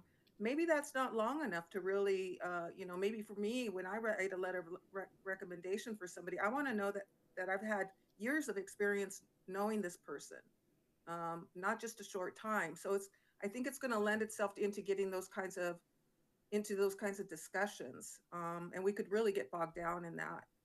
And I would suggest just staying away from that and creating your own personal letterhead and using that instead. Well, I disagree. You have your opinion. I have my own opinion, and I think that it'd be good for our youth to help them out. I'm not asking for hundreds of letterheads, and I know you might say that my judgment, for knowing a student for 6 months, but the letter of recommendation that I wanted to give out to a student this year was for someone that I'd known for over 2 years. So, and I asked for permission, and then it was denied. So I used my own letterhead. I wrote my own letter. So, but again, this is just something that we're discussing. Yeah, if I may, I don't think this is worth the hassle, so to speak, and each one of us has to determine if the person that approaches us is worthy of a letter of recommendation. I mean, I've had people come to Hueneme Beach Cleanup that, I write not on letterhead, but I confirm that they have performed 8-10 hours of community service to satisfy whatever person they need to satisfy. So I'm okay without the letterhead, and but the second part of the conversation is then, okay, if and I wrote numerous letters for Camino, and when I've done it on blank white piece of paper, I'll sign it City Council Member Gama, and so that's perhaps a whole nother conversation, but I think it clearly is coming from me and not the council, and so making it clear that this is a letter of recommendation from me as an individual on non-city letterhead is okay, correct? Well, so in the current policy, that same section right now, what it says exactly is use of city letterhead and or title on personal matters is not permitted. So technically right now, it shouldn't be on letterhead and it shouldn't include the city council title. Unless Now, we change the policy. Yeah, whether to change that policy would be council's decision. And that's really actually fairly customary for council members to not use the city council letterhead, but also in something like a recommendation, they would identify themselves as a council member, but speaking on their own behalf. Mm-hmm. So that's really the custom and practice that I've observed. So I don't know if that helps you. So or you're not. talking about keep number one, the first recommendation staying, and the second, most cities don't have that second part of that? That's what you're saying, by using their title? That's correct. I think the key there, and it is something we've talked about, is I think it is the key there is maybe including some language about identifying that it's written, on personal. I'm trying to think of wording. It's That not it's not written done on behalf of the city council. Yeah. Okay, I would agree to that. Is our policy section 3A, B, and C, is that in sync with section 2? Speaking for the city versus correspondence from individual council members? I looked at it really quickly, and I think I saw a little bit of a conflict there. So section speaking for the city. You have correspondence from council members, Correspondence from council. and then on the next page, you have speaking for the city. Mhm. So, Oh, okay. so see it. where this conversation kind of causes me a little bit of, not trouble, but emails. Mhm. I make it my personal policy to try to respond to every email that we receive as a council. Yep. Okay. Now, am I supposed to make sure that all the council members got that email? And if I No. respond, do I copy all the council members? And now that I've copied all the council members, now are we creating a Brown Act situation where some other council member would say, yeah, or no? I mean, Yeah. just, I think that's where potentially maybe boiling this down to the basic premise of if you respond to an email, and I think this is what the policy says, you're not speaking for the city. You're speaking as yourself. and how does that come across to the other side? And I think that's where I think it 'Cause it's not a- kind of falls right in line with what we were saying. I think there's a statement. I'm a council member. I am a representative of the city. However, I'm answering your I'm one of- question as one of 5, as an individual because we haven't had an opportunity to deliberate on this. So the city hasn't taken an official position on it yet. And I think there is, maybe we can come up with some general language we can share with everybody that can be kind of used to give that message. But I think that's where you see that conflict. It's that in some sections it says basically like if you have the city's approval, you can do this. But in another section it says if you don't have the city's approval, you can't do those things. And in general, when members of the public email, and it's not something that we've had on an agenda, that's going to be the response is, I can only answer you right now as an individual because we haven't deliberated on that yet. But Right. my opinion is this. And so I don't know if the recommendation or the best practice is in here, but if I respond to a resident, my practice is to copy the city manager, not my fellow council persons. I Because think I've s- that's fine. It's Okay. It's essentially a choice from you. You don't have to copy anybody, but I appreciate if you copy me because then I sort of have a sense of what's going on and what questions are being asked. Sometimes people forget to include me on the original email, so there's been a couple recently where I didn't see their email come in, but I saw somebody's reply, so I knew that there was an issue going on. So we were able to address it. So I think that's a fine practice. Identifying that you're speaking as one and then copying me so I know that the conversation's happening. Is there a suggested best statement? Like, as a member of the city council, I represent 1 vote out of 5. We can have our city attorney and We'll James put one together. Yeah. something. I think And then- that's what I'm hearing with this whole conversation is there's a way we could put that in that same statement. We can make sure we include a way to say it for the letters of recommendation and things too, so that you can identify that you're a council member, but that it's not written on behalf of the city. So then we're going to be amending, that should be item number 2, but it says 3 at the moment. So Yeah. we're going to amend that. I have a question too about the practice of having the clerk share correspondence. Now, what we're doing here doesn't change that, right?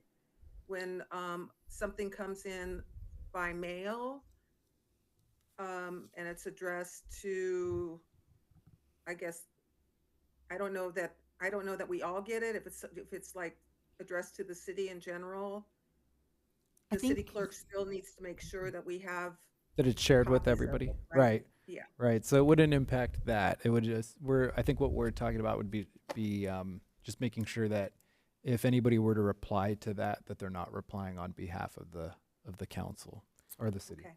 But if I may, so there was a situation where a person wrote a not so flattering letter to my 4 colleagues, and of course it was about me, and didn't include me in it. And that's a situation in our policy manual where who triggers like, oh, hey, by the way, this came in, and because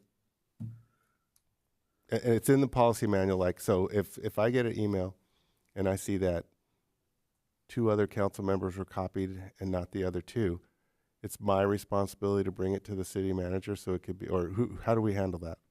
You can. I think the tricky part is, and the last question specifically, if somebody sends something and it's addressed to the council or the city, and in that case we share it with everybody.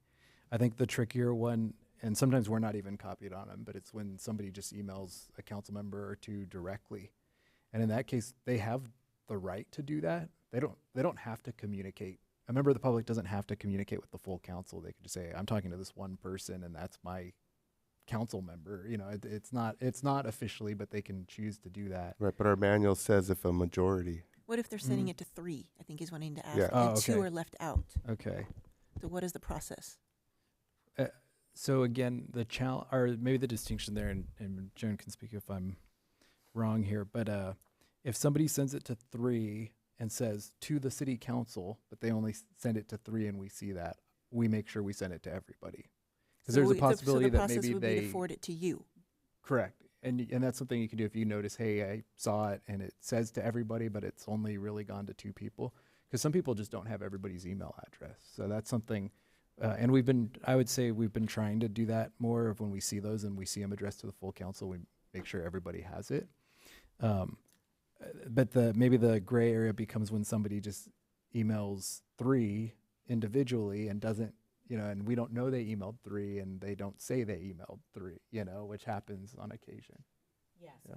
and I just wanted to say, because you mentioned this before and I've been wanting to say this and I haven't. I can't hear Martha. I think the situation that you're referring to, all the council members got it blind copy. So we didn't know who got it. When I got it, I thought I was the only person who got it. So I was like, I'm not even going to respond to this. And then we were here on the dais, and then we heard everybody got it. We're like, oh, okay, everybody got it.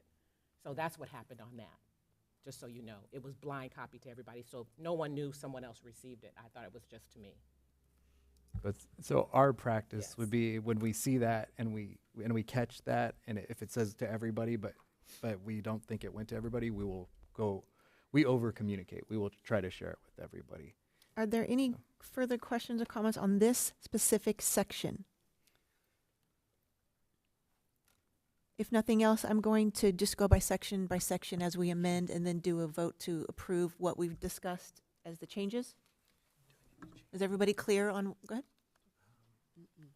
I didn't know if you wanted to ask for public comment just before we move Oh, on. yes, okay, yes. Are there any public comments on There this are item? no public comments, but just wanted to clarify that Thank for you. the record. So is everyone clear as to what we're going to be changing or modifying this section as to? Yeah, the correspondence from councils and this. Could I just have the city manager or the city attorney repeat? I think I was okay with it, but could I just hear it again? Yeah, we were trying to see if we need to actually change the language or not. I think the consensus that we've heard so far was that maybe that language right now that says the title can't be on it isn't really what was intended, as long as it's clear that you're not writing it as a council member. So I think we can propose some language, and I think it's just removing, or I would suggest adding the language that we're talking about of saying, a title, use of letterhead and or title on personal matters is not permitted, and maybe adding at the end there, and except for the specific statement.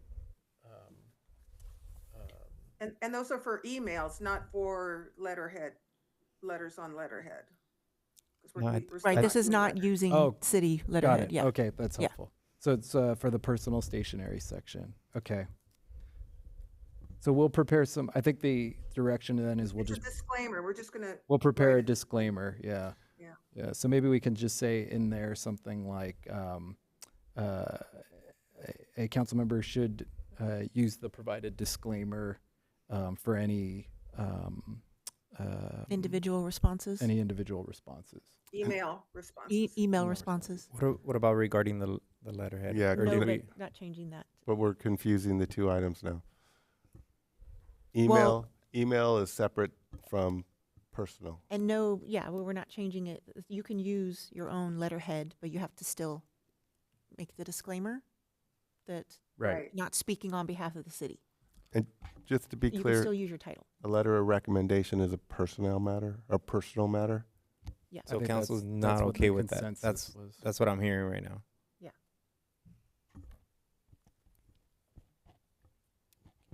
Of course. I'm a little confused. I thought on number 1, we were saying the use of letterhead on personal matters is prohibited, but that you can use your council title in the signature. I thought that's what our city attorney was referring to earlier. Yeah, Yes. I With think the it's disclaimer. I think it's that and or title. Like I think we should remove that. Yes, I agree. And I that think- section's just letterhead. yes. Yeah. And so the answer that keeps it simpler. Basically, letterhead can't be used on personal matters. And then personal stationery, we add that sentence. Everybody good? So I just want to confirm. So no one else is on my side in terms of, wanting to do something good and make a letter of recommendation look good for a You- student. You Not can, personal, Bobby. It's not choice. on the city letterhead because it implies city business is when you're using the city letterhead. So official city business. So I think the thought would be that you could use your statement saying I am a council member, but I'm not writing it on behalf of the council. But then the consensus is not on letterhead.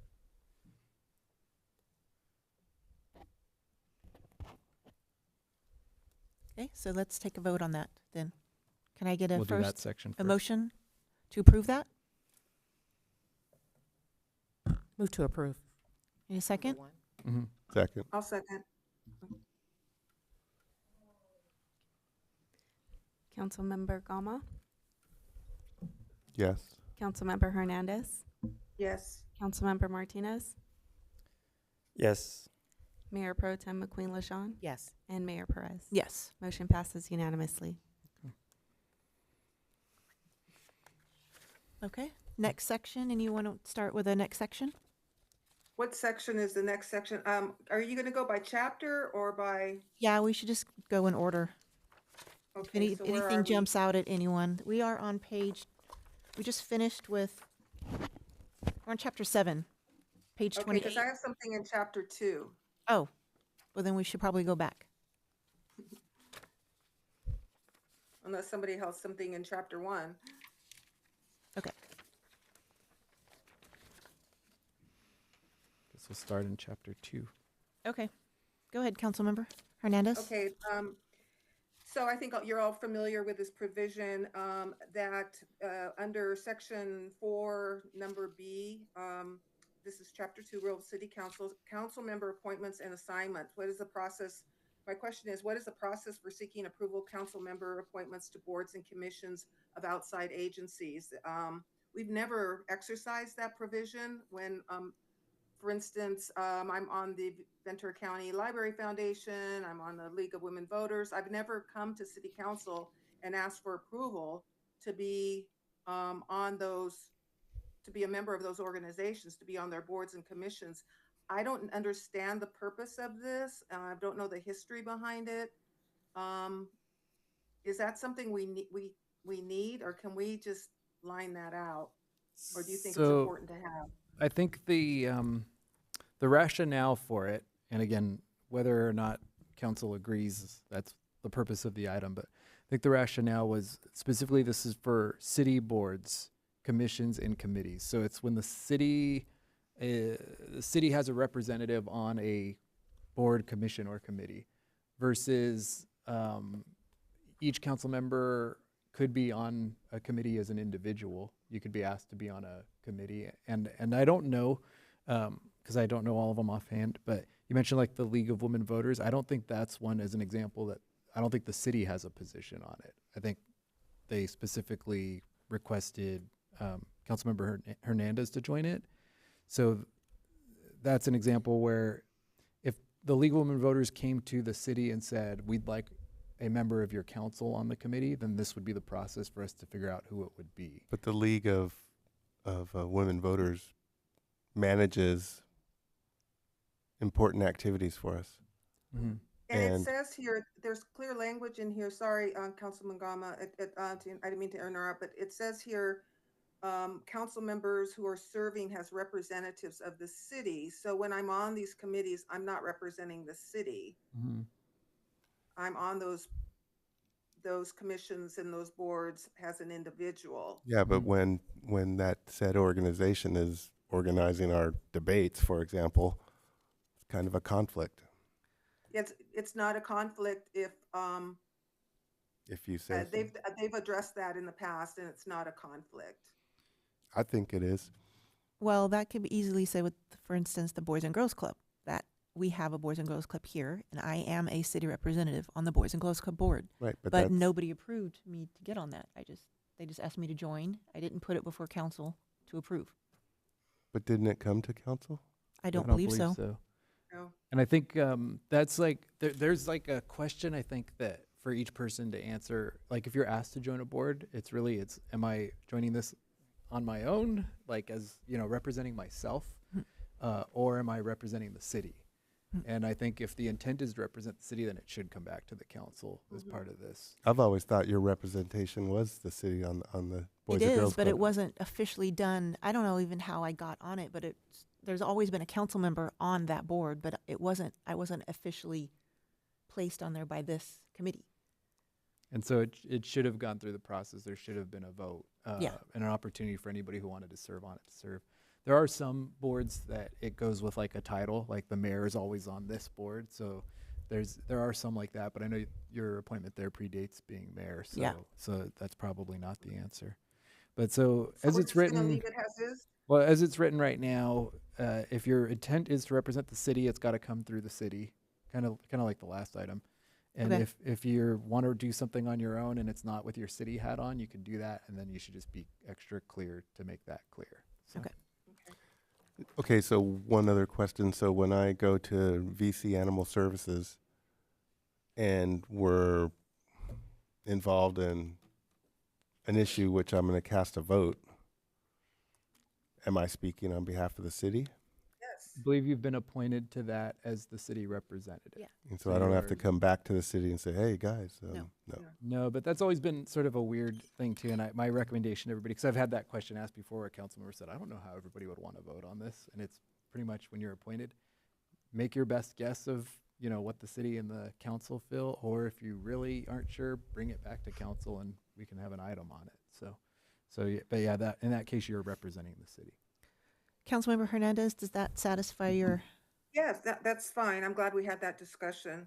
And I don't want to belabor this this whole item, but I also thought that we need to add guidelines to address the role of alternates on committees because they vary according to agency. I mean, some agencies operate just you are the fill-in when the primary person can't be there. And then there's other committees where the alternate actually has responsibilities and duties. And I think for the benefit of future council members, it might be helpful to have that in our policies and procedures, just an acknowledgement of what the role of alternates can be. Well, it would vary by committee, right? Yeah, Because right. So it'd have to, the statement would have to say that the role of there are primary and alternates assigned to city appointed committees. The role of alternate can vary according to the committee structure. Please, refer to the committee chair or the committee executive director for instructions on the role of the alternate. Something like that. I always go by the more the merrier, and you've attended just about every Beacon meeting I can remember as an alternate, and nobody's ever asked you not to speak, or you've been given the floor, and I'm fine with it. And I don't, that's just Yeah, me. and I also help with the Sand Summit. So, and that's, like I said, that's very different from for instance, VRSD, where if Martha can't attend, then I go in her place and vote on her behalf. But I don't attend the meetings while she's there. Went to Washington. It just varies. I think it's like And you I- said, it's case by case depending on the committee and the rules of the committees. For instance, VCOG, alternates don't have a role if the main is there. Right. And then so One thought would be on these county agencies and everything. They essentially set the rules, and yeah. so whatever they say goes. I think I think that's maybe what she's the- saying. That's the agreement everybody goes by. Yeah, And every then committee is. The question for us would just be on our committees. Right now, we don't have a rule, so it's just if right now there's no rule on city commission, city committees, and so if we wanted to create a rule, we could do that. But otherwise, Do we have any city committees? we have city committees. We have a report from one tonight, actually, museum committee. Oh, as well. an example. And so, it's just, we don't have a rule. So I think Yeah, we have Sister City and we have the Arts Committee. Yeah. Those are other, yeah. And so right now, in general, it's basically, there isn't a rule on that. And so if the question would be if we wanted a rule or not, and we want to leave it the way it is. But otherwise, I think the county boards, they pretty much will tell us what they expect of the alternates. So I think we just follow that. Okay. Any other sections anyone wants to talk about specifically? I'm still on section 2, let's see, chapter 2, section 5. This has to do code of ethics for council members, and this is item B10, positive workplace environment. The way that the policy and procedures reads when it talks about a positive workplace environment, I also saw the same kind of language in chapter 5 regarding relationship and conduct. It speaks to the relationship between council members and staff, but it doesn't speak to the relationship between council members. And I think that's important to include, that we should be exercising and creating a positive, constructive workplace environment for not only city employees, but for fellow council members, members of the public, and business dealings with the city. That's the language that I suggest for section 5, letter B, item number 10. I agree with that. Aren't we city employees? Yes. Then when it says city employees, then We are and we're not. Yeah, So I think, in this case, I would say, because that intent of that language is to basically say that as council members, you should talk to me and not complain about staff people or to staff people directly. So in that way, there's a distinction between the council member and the employee in that section. So what I was looking for is, and I said I've got a few of these handbooks in my mind. So I thought there was a section that said something like rules of decorum for the council. And So maybe not. Maybe we should but- create a section for rules of decorum. well, there is something on there. page 12, but it looks like now that I'm looking at it, maybe that's more specific to decorum for the council meetings, even though it says Oh, no. decorum for That's council. public participation and rules of decorum for council, Yeah. public, and staff. Yes. Okay. So I think maybe adding language to that section. Yeah, we're appropriate. We're appropriate Yeah, to make sure that. we can come up with some language. Maybe what we do if we'll have a few changes is we can come up with some language and bring it back on consent. Yeah. At the I mean, next because meeting. it does talk about principles, under principles and standards, council member conduct. The professional and personal conduct of council members must be above reproach, and by the law must avoid even the appearance of impropriety, which is critically important for maintaining a positive and productive image of city governance. Okay. So, while it is understood that council members enjoy First Amendment rights, they should practice civility and decorum in discussion, debate. I would add there, and outside of city council, not just when we're at the dais, but also outside. and refrain from abusive contact, personal charges, and unsubstantiated allegations.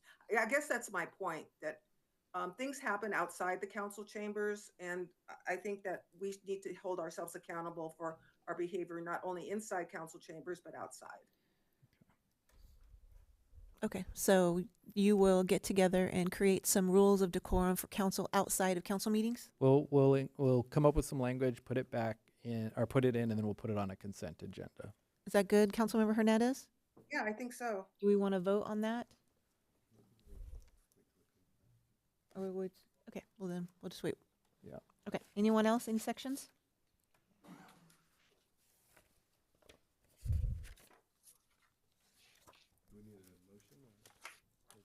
No, I think they're gonna, I think that he just wrote it down. I He's think gonna we do have it. direction, yeah. Okay, I think that's all I have for now. Okay. Then, and again, no public comments on this item? No public comments on this. Thank you. All right, so seeing that is all the changes, before we move on and vote on that, well, we don't need to vote on anything else. Okay. So I think we're done. So we'll move on to item 15. Item 15 is the Port Hueneme Historical Museum Ad Hoc Committee status and request to reconstitute the Port Hueneme Historical Museum Commission. And we have Charles, Deputy City Manager Charles Peretz and and Anna, our Parks and recreation. Rec Manager Anna Hanley. Yep, and I know they've been meeting with the museum committee frequently. I think they're on a bi-weekly meeting schedule now to try to get reopened. So this staff report, the intent is basically to report back on and do a status report on what the ad hoc committee's been working on, and then as they start to get ready to reopen, to talk about what their request is to move forward. So. Okay. Good evening, Mayor, Mayor Pro Tem, City Council, members of the public, and fellow city staff members. So as the city manager just indicated, item number 15 is intended to provide an update on the museum rehabilitation project and allow the council to consider the ad hoc committee's request to reconstitute the Port Hueneme Historical Museum Commission. By way of brief background, about almost nearly 50 years ago, Port Hueneme City Council approved bylaws for a historical museum commission.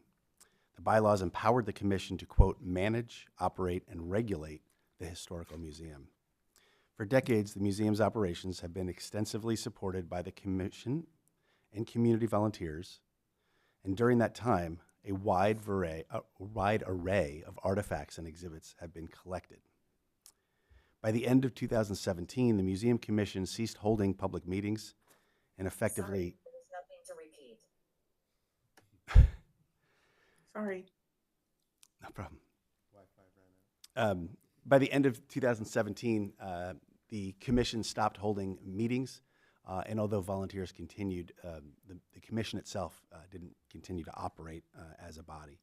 A few years later, the city strategic plan noted the need to develop a plan to update the mission, establish existing policies, and increase educational programming associated with the museum.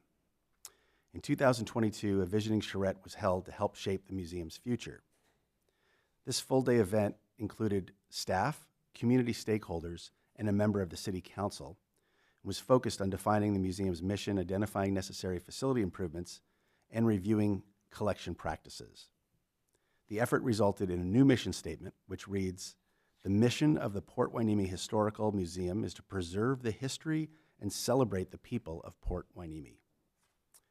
And it developed a 3-year action plan, concluding with the museum reopening in 2025. In September of 2022, the council created an ad hoc museum governance committee to work on the items included in the 3-year action plan. This group included 6 community members, a representative and alternate from the city council, and city staff members. In December 2023, the council approved a revised plan which called for the museum to reopen in the summer of 2024. As part of this action, the scope, the cost and scope of facility improvements was reduced, and it was noted that some components of the initial plan would begin or continue after museum opening. The committee and city staff have worked to relaunch the speaker series, create and display pop-up museum exhibits and multiple events, package and move museum exhibits and artifacts into storage, patch and paint the facility, and select, purchase, and install a portable restroom at the rear of the museum. Currently, the committee is working with staff to develop a revised floor plan, determine the exhibits to be displayed, and select display cases, pedestals, and lighting for the museum. So the photos on this slide are two examples of what the museum looked like in the past, a few years ago. You'll see many different artifacts and items on the wall, and floor space somewhat limited. So this slide shows the floor plan that has been developed with staff working with the committee and the planned approach moving forward. Some of those items are a bit small. The light green indicates the storyboards that would be on the walls surrounding the main entry room. The blue items represent the primary exhibits that would be on display in the main room, and the red elongated ovals in the middle are seating areas. And then you'll notice at the top of the diagram there, the vault area has been identified or proposed as the Bard room. It would have an array of items pertaining to the Bard family. The room on the back right there, interactive room, is at this time designed to be interactive and designed to engage children in museum items. And for the time being, as the museum opens, the item at the top left there would be the room where volunteers would do ongoing work, including inventory efforts and other items associated with getting the entirety of the museum up and running. And this is a photo just taken last week. It is not a final photo, but it's an in-progress photo. The item was cleaned up. Number of large-scale items have been placed both in the vault, adjacent to the vault, and then right there in the center area. So again, not a final, but it's an in-progress image of what currently exists. So, future plans. Our plan is to reopen the museum on Saturday, July 6th. Initially, the plan would be to have the museum open on Saturdays and Sundays from 11 a.m. to 3 p.m.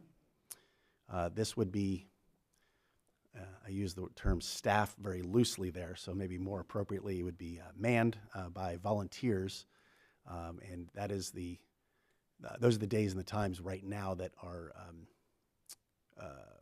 the volunteer group is able to consider.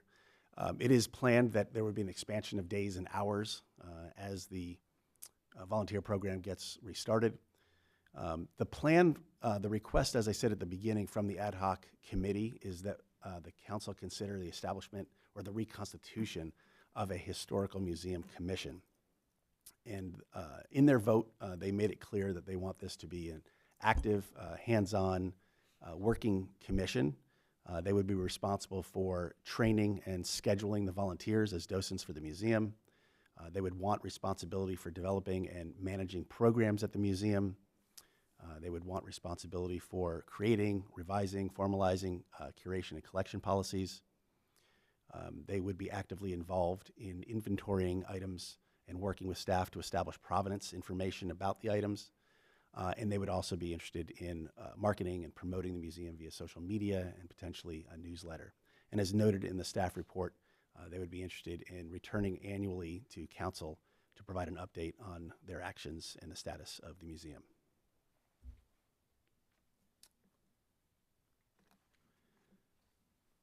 So what's presented to you tonight, once again, is an overview of the status of the museum project, and also an opportunity for the council to consider the ad hoc committee's request to reconstitute the Port Hueneme Historical Museum Commission. Staff is prepared to answer questions that the council may have and take any direction it deems appropriate. Thank you, Deputy City Manager. Do we have language on the commission that was before? Is there anything showing how it all laid out? So, yes, two comments. The second attachment, I believe, to the report are the bylaws that were previously approved by council. So that outlined what had been envisioned. Again, that was decades ago, so it is not necessarily suggested that those bylaws be used specifically, but that was what was created in the 70s as a guide for the purpose that the commission served at that time. Do you have a recommendation on how to change that and update it? That is something that we would bring back if the council provides direction that this is approved, and that's the direction that the council wishes. Okay. Is there any other questions for staff? Sorry, Mayor. Can I just add, because your question was sort of the exact question that we were talking about when we put this together, is I think that if we are going to go that way, that we really should look at those bylaws. So we sort of purposely wrote this to say, basically, if the council wants to go that way, that we recommend that we work with the committee and actually come back with bylaws. And so we don't recommend just sort of like on the spot re-implementing 50-year-old rules, basically. So the intent was not to adopt that, but to basically see if council wants us to go ahead and start working on preparing those and come back. So. Okay. Councilmember Gama? Yeah, I don't know what happened last time around. Do we have any historical perspective on how the commission just stopped meeting? I mean, was the museum open? Was it closed? But how did it, was it officially disbanded, or what happened? So we have not been able to find any records to indicate, and we've looked with the assistance of the city clerk. There has been no evidence that there was action by council to disband or remove or sunset, so to speak, the commission. Our records indicate that meetings were held through the calendar year of 2017, but there are no. It was a Brown Act body, so we have record of the agendas that were published, but there's no record in 2018 and forward. So the museum was open in 2018 and 2019, but it does not appear that the commission was active during that time. So my only concern is that we set the commission up to be successful, and let's not. I mean, if we don't know clearly they stopped having meetings, and so whatever structure we come up with, I hope it's something that we could all provide input. And again, let's not repeat whatever happened, which we don't know what happened, but I just want to see a very successful, productive commission. And then do we create an organizational chart and then just let the commission decide who's the head of the commission, or how do we do job descriptions, who onboards volunteers? I think that would be a good thing for staff to come back and present. You said 2019? 17. When they stopped meeting, they met through 2017, but not beyond that. I was going to say maybe it was a COVID, but that's It was prior to COVID. before. But Councilmember Gama, some of the questions that you're asking, those are exactly the type of details that we would, if given the direction from council, return with proposed ways of addressing those questions. Okay. I can't see Councilmember Hernandez. Does she have a question or a comment? No, I'm good. Thank you. Any good. further questions from staff or from council? Sorry. Do we have any public comments regarding this item? We have one public comment from Rich Rollins. All right. All the way from Dublin. But I don't have an Irish accent. As a member of the ad hoc committee, I want to first of all thank staff for working with the committee and made some really good strides so that this opens up in July. I think we've made some really good steps. I also want to thank Councilman McQueen for being there and giving us support. I am a little concerned the idea of forming a commission. My experience is in the past we developed a citizen advisory board with the idea of reducing the amount of commissions that we had in a variety of different areas. And that was probably even more important now when I sit through the budget and you talk about that you're going to be not hiring new staff. You're going to have to be able to provide that same amount of services. And a commission with a commission in its very description requires a lot of staff to kind of follow it through, do the Brown Act, do commissions. I think my recommendation would be to have a working board that would do a lot of these different types of responsibilities that that have just been laid out, and that maybe perhaps a possible alternative would be to make sure that we continue to have a city councilman as a representative to be at the board, to be informed as what's going on. And for that matter, when the Citizen Advisory Commission was developed, it was the idea that a lot of these types of things that come in, the Citizen Advisory Commission would have a representative on these various different boards or ad hoc things or that would help provide input for the community. So bottom line is, I don't personally recommend that you have a formal commission per se, but you do develop a committee, and then also that gives a flexibility as new people in the community want to really get involved. They don't have to do some kind of a formal process, they can be involved into the committee. So that's it. Thanks. Does staff have any comment regards to that? I think the only comment I think is if council provides direction to move forward, we will have the opportunity to go back and work with the committee and really figure out what will work. I think, and bring that back to the council. I think Rich's points are well made in that, and Councilmember Gama's too, that the biggest thing is we want to make sure that whatever structure they have, they're able to get it done, because right now there isn't a staff person that's assigned to work in the museum. We have liaisons, but it is going to be dependent on the committee in this way. And so we want to set them up for success, or talk about, what would work if that's not going to work. So, so we can go back and, assuming that we get the direction to work with the committee to kind of figure out what that structure and what those bylaws look like, we can go back and work with them on that. And that could be a small tweak if it's recommended to go with an ad hoc committee instead of a committee. But I think at this commission, I think at this point, though, we can leave that to while we work through it with them. Okay. And then I do want to say one thing real quick, and Rich said it too, and it's almost burying the lead, but I just want to give credit to everybody, because one of the things in the presentation was that originally this was a 3-year plan, and we talked about that it really hadn't even started yet, as that 3-year plan. So we were really looking, even though the original plan said 2025, we were on pace for 2026, I think. And they're now looking at opening in July.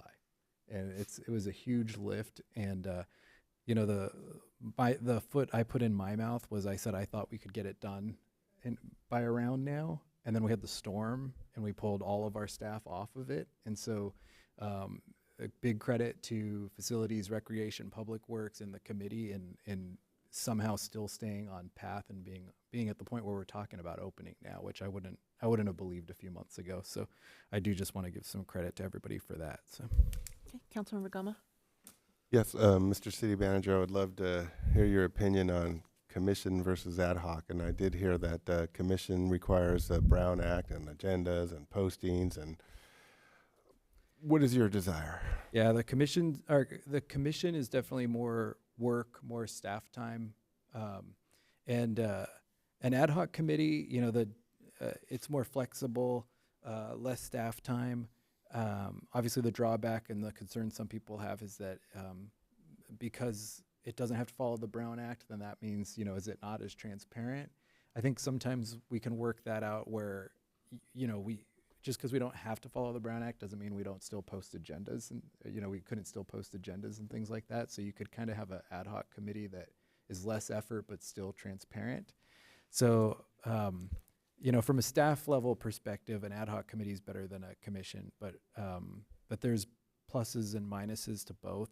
The key thing with the ad hoc committee is just to stay even with the Brown Act, it has to have a limited duration. So we'd have to say, how long are we keeping it, or until we accomplish what thing? Whereas a commission, you can just say it exists. So there's positives and negatives. So staff's going to weigh that contemplation as to the pros and cons of each and bring back determination to council. And some So it sounds proposed like bylaws. your recommendation is slightly changed, right? So is everyone clear Well, and I on guess the recommendation, just to be clear, this recommendation is from the committee. Right. And so staff's I'm not recommendation is- changing their recommendation, but I'm saying that if it's appropriate with council, and we just heard from one committee member, but if it's appropriate with council, we can go back and work with them with both options on the table. So then is council clear on what staff is recommending? Do we have a motion for that? I think it's to work with the committee and come back with bylaws and some recommendations. You want to do a motion? No? Nobody wants to do a motion? I move the motion. Thank you. Second. Have a second? Gama's. Thank you. No further discussion. Can we have a vote, please, Madam Clerk? Councilmember Gama, Yes. Councilmember Hernandez, Yes. Councilmember Martinez, Yes. Mayor Pro Tem McQueen Lejeune, Yes. and Mayor Perez. Yes. Motion passes unanimously. Thank you. Of course. Before you all leave, I just wanted to say thank you so much for all of your support and all your help. I know when we say that, folks in the room might not know exactly what that means. What are you thanking them for? But I will tell you, it seemed like every time I went to the museum, it had changed. Everything was gone, and then things came back, and then it was beautiful. And so just really thank you for all the work that you've done. Anna, she would listen to us, take notes. Next thing you know, we'd come back to the museum, and what we talked about was in the room. So just really appreciate all the work that you've done. Thank you both. Yes. Thank you. I don't think we give staff enough thanks and congratulations on what they achieve. Such a small staff achieves so many great things. The final item on the list is City Priorities for City and Navy Partnership 2024. Thank you, Mayor. And this item, it's sort of round two in our series. We had talked about some of our key partnerships this year and really wanting to establish priorities for each partnership, and priorities that can really be used so we can all be advocating for the same thing, and that can be used for talking points for when the mayor or myself or Mayor Pro Tem are asked to speak at some of these groups and things like that, and making sure that we have a consistent message as we work with our partners. And so the first round we did a couple meetings ago was we talked about goals related to one of our major partners, the port, this year. And this is round two, which is goals for our partnership with the Navy this year. And so similar to that last one, what we did was we started with some of the things that we've heard in council meetings and some of the goals that we've had. And then we wanted to propose those, but also have the conversation with the council if there's anything we're missing or anything else that we'd want to include. And so the key goals, and these are things that I think we've heard enough that we were starting to work on them, but having a kind of that unified situation where we've all said these are goals, it helps because we can go to the Navy and let them know these are priorities for us. But so goal one for the year was bringing the base and city communities together. And we've had some good, actually, initial conversations on that, particularly with our recreation department about how we do these events like Touch a Truck. And we ended up doing this already, but the first Touch a Truck was great, but we didn't really have a military presence, and also it wasn't really advertised to the military families. And so the second time around, we were able to get the military, a stronger military presence in some of their vehicles there. And then they also sent the flyers out to the families. So also military families came and got to see how police cars worked and fire trucks work and things like that. And so it sounds simple, but one of the goals I think for us really, and that I've heard from the council, was really sort of bringing the base and the city communities together, and maybe that in the past that maybe it had gotten a little more separate, and we talked to the base about wanting to change that, and the really positive thing was that the folks we talked with at the base said that they have the same goal. And I think their recreation team actually just did a presentation. It was something like Cutting the Red Tape, and it was a presentation about trying to internally with the base and the Navy actually push to look for opportunities to have the base and the communities come together. So I think it's a good time because I think it's going to be a priority for both of us. Second was we had talked about traffic improvements and driver and pedestrian safety campaigns. And when we talked about those at council, we talked a little bit about, that this is one of those things that it would be nice to be able to get the base on board with, as far as getting information out to their thousands of employees and people that visit the base as well. And so we identified that as a priority, recommended priority for this year. And then as we're working to prepare some of those materials that we talked about, some of the informational pamphlets and things. And so with council's direction, we'd be able to coordinate that and actually work with the Navy on getting that information out too. Third, streets and infrastructure projects and funding opportunities. This is one where we do provide services to the base, and some of our utilities actually serve the base. And so when we've been meeting with them in my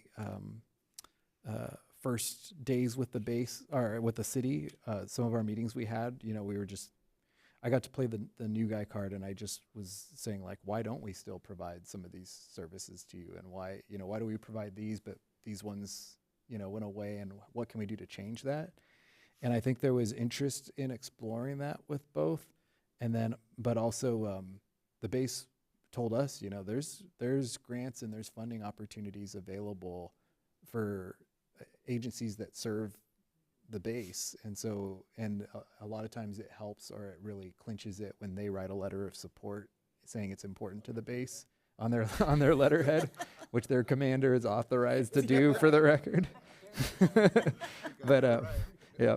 But so we talked about that, and we've actually made some progress on that, where even just recently, credit to Commander Kimnock and Kendall Lawson, their liaison, they've actually sent us some grant opportunities recently and offered to do some letters of support. So that's another area that could be win-win.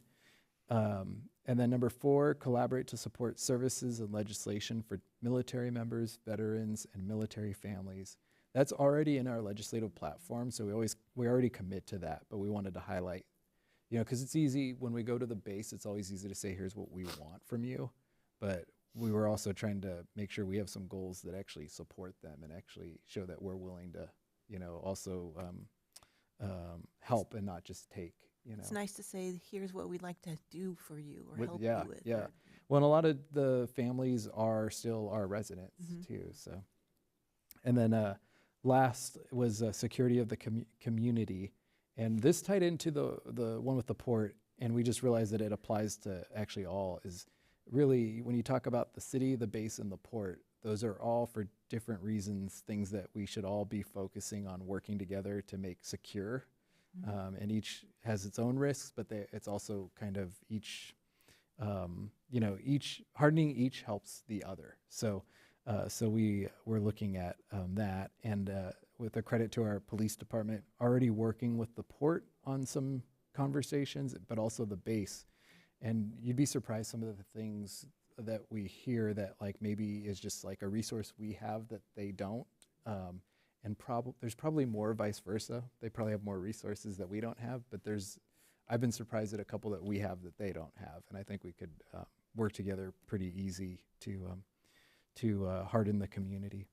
And so we've identified those 5 goals to be goals. And like I said, it's come in handy. The one we did with the port, we've already had requests come in for letters of support and things, and it fit right into the goals. So we were able to just write support letters and things like that.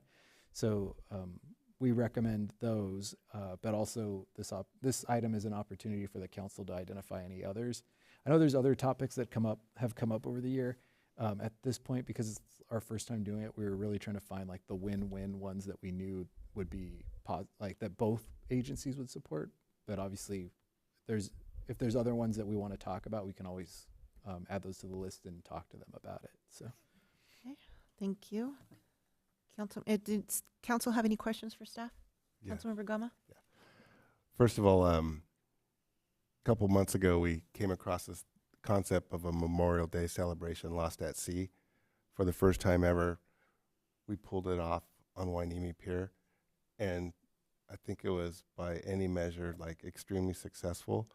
And so like I'm sitting here right now thinking, call the commander tomorrow. Let's start planning next year's Memorial Day Lost at Sea service. Let's get the Navy involved. Maybe they could float a destroyer by, littoral class. We'll have to wait till June, change of command. Yeah, but again, I think that Memorial Day, our ceremony this past week is the precise thing to bring us together, and then all those other things will start falling into place because it just has so much potential for not only the Navy base but also the port. You know, for us we're a maritime city. Ships come and go. Is there a question in there? So that's my hope is that we could begin to start working on next year Memorial Day, and let's really involve the Navy and let's really kick it up a notch, if that's possible. Councilmember Martinez? Yes, thank you, Mayor Perez. My question is, can we do something nice for the commander since his term's gonna end soon and we're gonna be getting a new commander coming on board, especially because when I was there at the ceremony 3 years ago, I saw other cities had, whether they gave them a certificate or a bag of goodies or something, you know, we didn't do that. And so I would want us to be felt at that ceremony. Is everyone planning on going to the ceremony? It's June 10th? I wanted to say 10th or 11th. Yeah. It's Thursday, it's Friday, the 7th at 10 a.m. at Reagan Library. I plan to go. Yeah, I plan to go as well. So we should. What time is it again? Yeah. 10 a.m. Sarah, is that Yeah, possible? it'd be nice to have a proclamation. Yeah, I was gonna. Usually we go to these things and other cities have proclamations and we don't. So Yeah.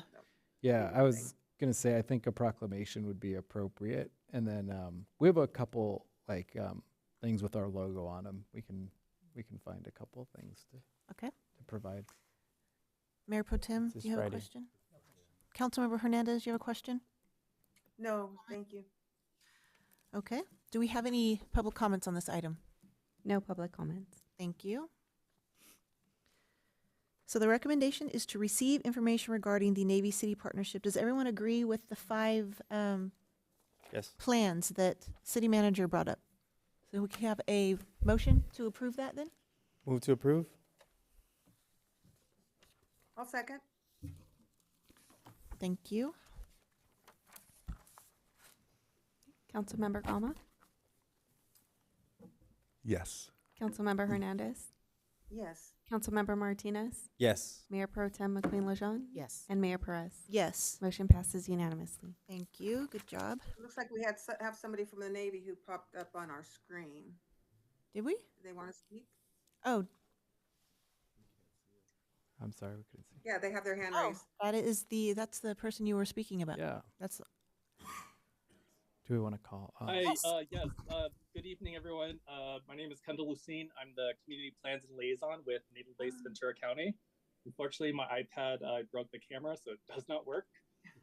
Otherwise, I would show my glorious smile to you with all of you this evening. Just want to take a pause with and commend the staff's effort and their dire commitment to getting us to provide input on the city priorities between the city of Port Hueneme and Naval Base Ventura. Unfortunately, there's only one of me for all 3 bases. So I appreciate all the patience and cooperative understanding. But one item that I did want to add for the potential priorities that's of mutual interest both for the shoreline as well as down coast to Point Mugu, the port, and also to the city. And that is the interconnection of the Ormond Beach in the ecological corridors from Bubbling Springs down to the shoreline, down to the Magoo Lagoon to the Ormond Lagoon. Those play a significant role in allowing ecological recharge, as well as species migration for population conservation purposes, and it allows our installation to secure for resilience. Thank you.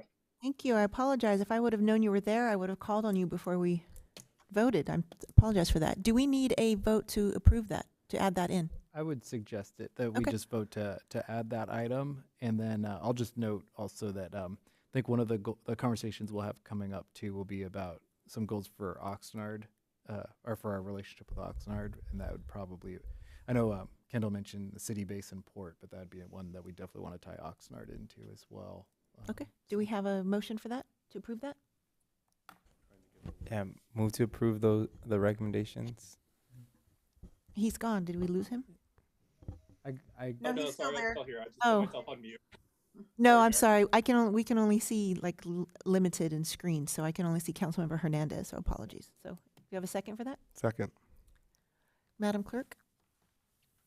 Councilmember Gama, Yes. Councilmember Hernandez, Yes. Councilmember Martinez, Yes. Mayor Pro Tem McQueen Lejeune, Yes. and Mayor Perez. Yes. Motion passes unanimously. Thank you so much for your suggestion. Okay. So we will now move on to city manager comments and reports. Thank you. I have a couple of slides that I will keep very short. It's just this week, some of the things we were talking about are better shown visually. So, thank you. We wanted to highlight a couple of recent things and a couple upcoming things. So one, as just mentioned, was our Memorial Day ceremony at Hueneme Pier was on last Monday, and we wanted to thank everybody who attended. I think we had a really good turnout, and then we also wanted to thank everybody who participated, and we had a lot of people help, including we had representatives from the Sheriff's Department who participated, representatives from our VFW, and the Sea Cadets came in and did the presentation of the colors, and then Commander Amanda Sordone was our keynote speaker. County Supervisor Vianney Lopez and all council members attended, and then we wanted to thank our recreation facilities and public works teams for coordinating. And then the last one that we kept forgetting to mention, so I wanted to give them a special shout out, was that our lifeguards happened to be doing their training, and so they led the paddle out and made sure everybody was safe. And so I think we had probably 15 to 20 lifeguards there, which was great. And so overall, I think just a really great event that was uniquely Port Hueneme. So we enjoyed it. We appreciate everybody for coming. So I will definitely say thank you to staff. The way they presented the pier was beautiful. So I really appreciate that. Yeah. And so we had that, and then the other thing coming up is the movies in the park are starting back up. And so the first movie in the park is on June 15th at Miranda Park. It's The Little Rascals, and there's going to be, it's free admission, free parking, and free popcorn while supplies last. So, and we've increased our supplies, so hopefully they last the whole time. But that's Saturday, June 15th at Miranda Park. And then we do have the schedule for all of them coming up, and it's shown there on the right. But the July, August, and September ones will be at the beach, and then the October one will be at Bolker Park. So we're trying to do them at all of our parks. So we have that. And then I mentioned earlier to our speaker that we have right now our Community Benefit Fund scholarship. First year we're doing it, and we're providing, the goal is to provide 8 scholarships to high school seniors who reside in Port Hueneme. That application deadline was going to be this weekend, but we worked with the port to extend it for 2 more weeks to June 14th. We just heard that there's a lot of time commitments. I think people finishing up school and everything, so we tried to give everybody a couple more weeks. And then at the same time, we're doing our community poster contest for our Beach Fest posters, and those are due for anyone interested by June 7th. And so that would be this week, the poster contest, and next week, scholarships. So 2 opportunities for Waineemi's students. Mr. City Manager, Mhm. regarding the poster, the Mhm. scholarship program, do we have any? Do we know how many entries? I don't know at this point. Okay. I'm not sure. But we do find on these, we typically do get them the last couple of days. So I think, I don't know that we have more than 1 or 2 at this point. I had asked Mr. Vega, Adam Vega, sometime early last week. He said that there was at least 5, but that was early last week. Do you know how many scholarships we received applications? Oh, actually, that was the scholarship one. Yeah, oh, that's what I meant to say. Yeah. Oh, okay. So that was, yeah. And so, yeah, and people could submit them to either us or the port. So I think you had heard the port had gotten a Yeah. few. We've gotten just a couple. So, but yeah, so the posters I'm not sure off the top of my head how many we've received, but we've heard that I think a couple of the schools are planning to actually do, where they're going to have their students do some of the posters. Oh, So- good. Okay. and then just we want to try to get in the habit, because especially the next few agendas, and I mentioned this last meeting, that we have kind of full agendas coming up, which is evidenced by the 600-page agenda this week.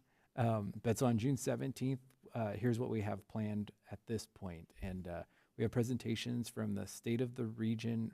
The State of the Region presentation by the Ventura County Civic Alliance is scheduled. The annual 211 services presentation by Interface is scheduled. And then we also, I think we'll have I didn't add it there because it's down below, but the Regional Defense Partnership DC trip report should be on that one as well. Public hearings, when council approved the assessments, now it has to come back as a public hearing, so that'll be on the next agenda. The Cannabis Development Agreement review that implementing what we've talked about previously comes back on that agenda. And then business items, we have 3 currently scheduled, and one is the approval of the mural design. I believe the mural committee's chosen a design, and so we would be essentially reviewing that and then approving that to move forward. The Regional Defense Partnership, we have the presentation scheduled, and so we're just timing it to go with it. That for the first time in many years, they're requesting a budget increase, so that will be on the agenda for the council to consider. It's fairly small, so we'll explain that at that time. And then last, we wanted to do sort of an annual report on how the open gym partnership with the Boys and Girls Club is going, and so that will be on the agenda, the annual report with some ideas or options for the council to consider on that project. So. Mr. City Manager, regarding the mural design, was there an artist picked? I believe that they have selected an artist and a design. Yes. Yeah, and Do we get to know who the name of the artist is? You will get to know, yes. And you'll get to see the design and some of the other renderings by the artist that we selected.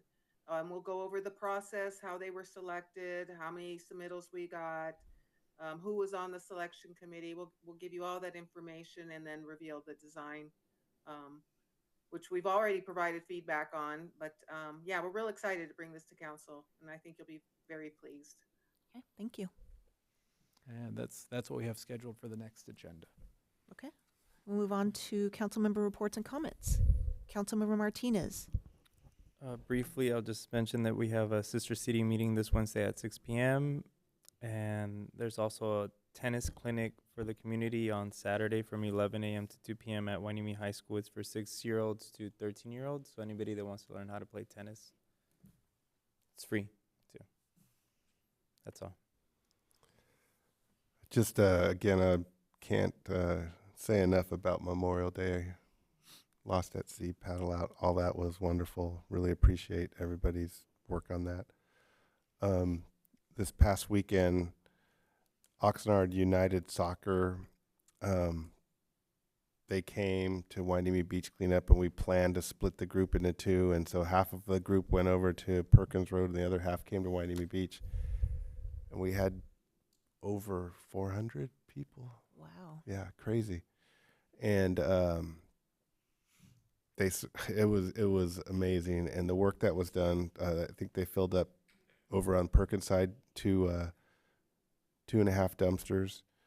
We did very well on our side, and it was just a great team building experience. And I just really want to congratulate Oxnard United Soccer. I've been working with them for like 6 years now, I think, maybe longer, and the effort that they put in to the developing these young kids into model citizens. I mean, there's a lot more to it.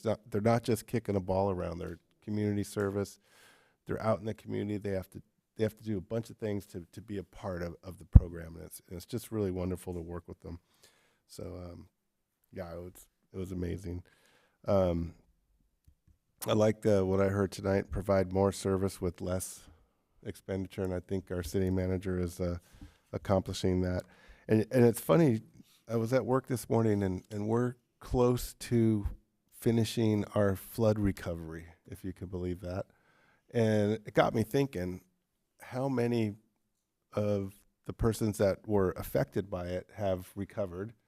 I know there's some still struggling. A neighbor of mine, believe it or not, just is struggling to get his insurance moving. And so for those of us who are fortunate and to be able to work through it, I'm happy for it, but I'm also relieved to know that a lot of people in our community have really pulled themselves together, and they've done well, and I'm proud of it. The city could only do so much, and I think we've hit that, if not more. So yeah, flood recovery is still ongoing. So, but people are doing great and all that. And just looking forward to the summertime. Thank you. Councilmember Hernandez?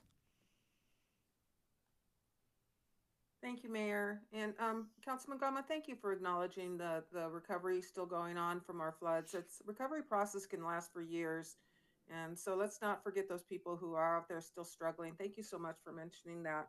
And I also want to thank our staff for the work that they did surrounding the memorial service on the pier. It was a great event. The mayor did a good job, considering you weren't fully briefed, I understand, on what your role was going to be, but I think you did a great job. So thank you for representing us.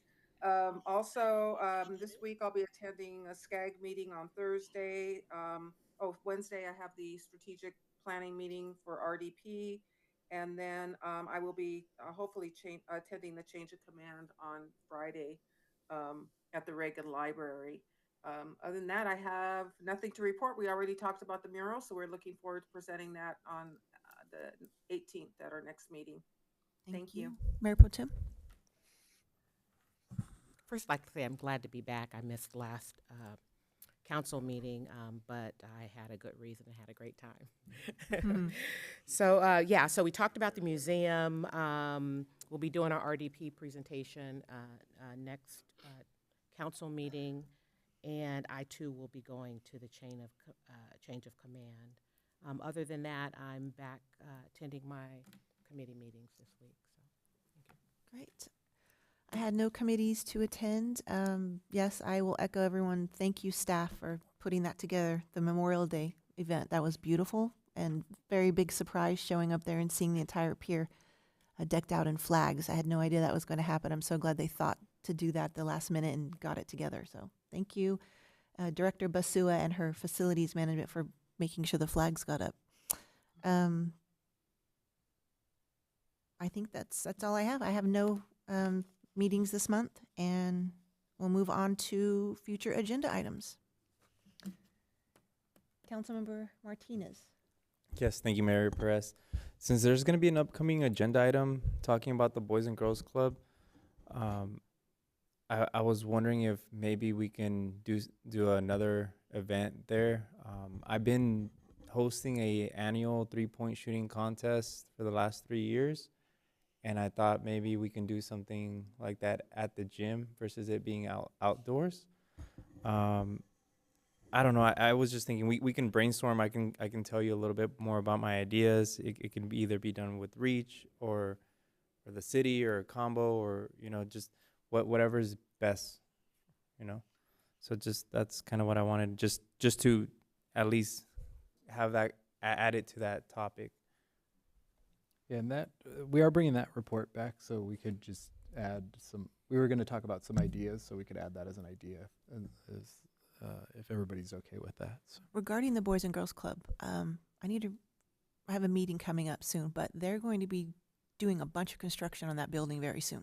So I have no idea if I would assume it's going to impact the basketball area. Yeah, and the Boys and Girls Club told me that project's gonna start soon, and it should be over in around March. So maybe about that same time that Bubbling Springs opens up, Yeah. we're gonna have a new gym here, and they told me that we wouldn't even recognize it, but we'll see. No, it's gonna be crazy. So, Yeah. so no need for an agenda vote for that. Yeah. Okay. Councilmember Gama. Councilmember Hernandez. You have any future I agenda went items? already. Oh, no. I'm sorry, no agenda items. Thanks. Mayor Pro Tem? Nothing further for me either. So I would like to adjourn this meeting. I would like to adjourn this meeting in recognition of the memorial of our dispatcher, Ivan Vasquez, who the city put on a memorial today at the pavilion. We lost one of our dispatchers recently, and so I'd just like to send it out to his family condolences from the city and council for their loss. So this next meeting will be Monday, June 17th at 6:30 p.m. And this meeting is now adjourned at 9:17 p.m.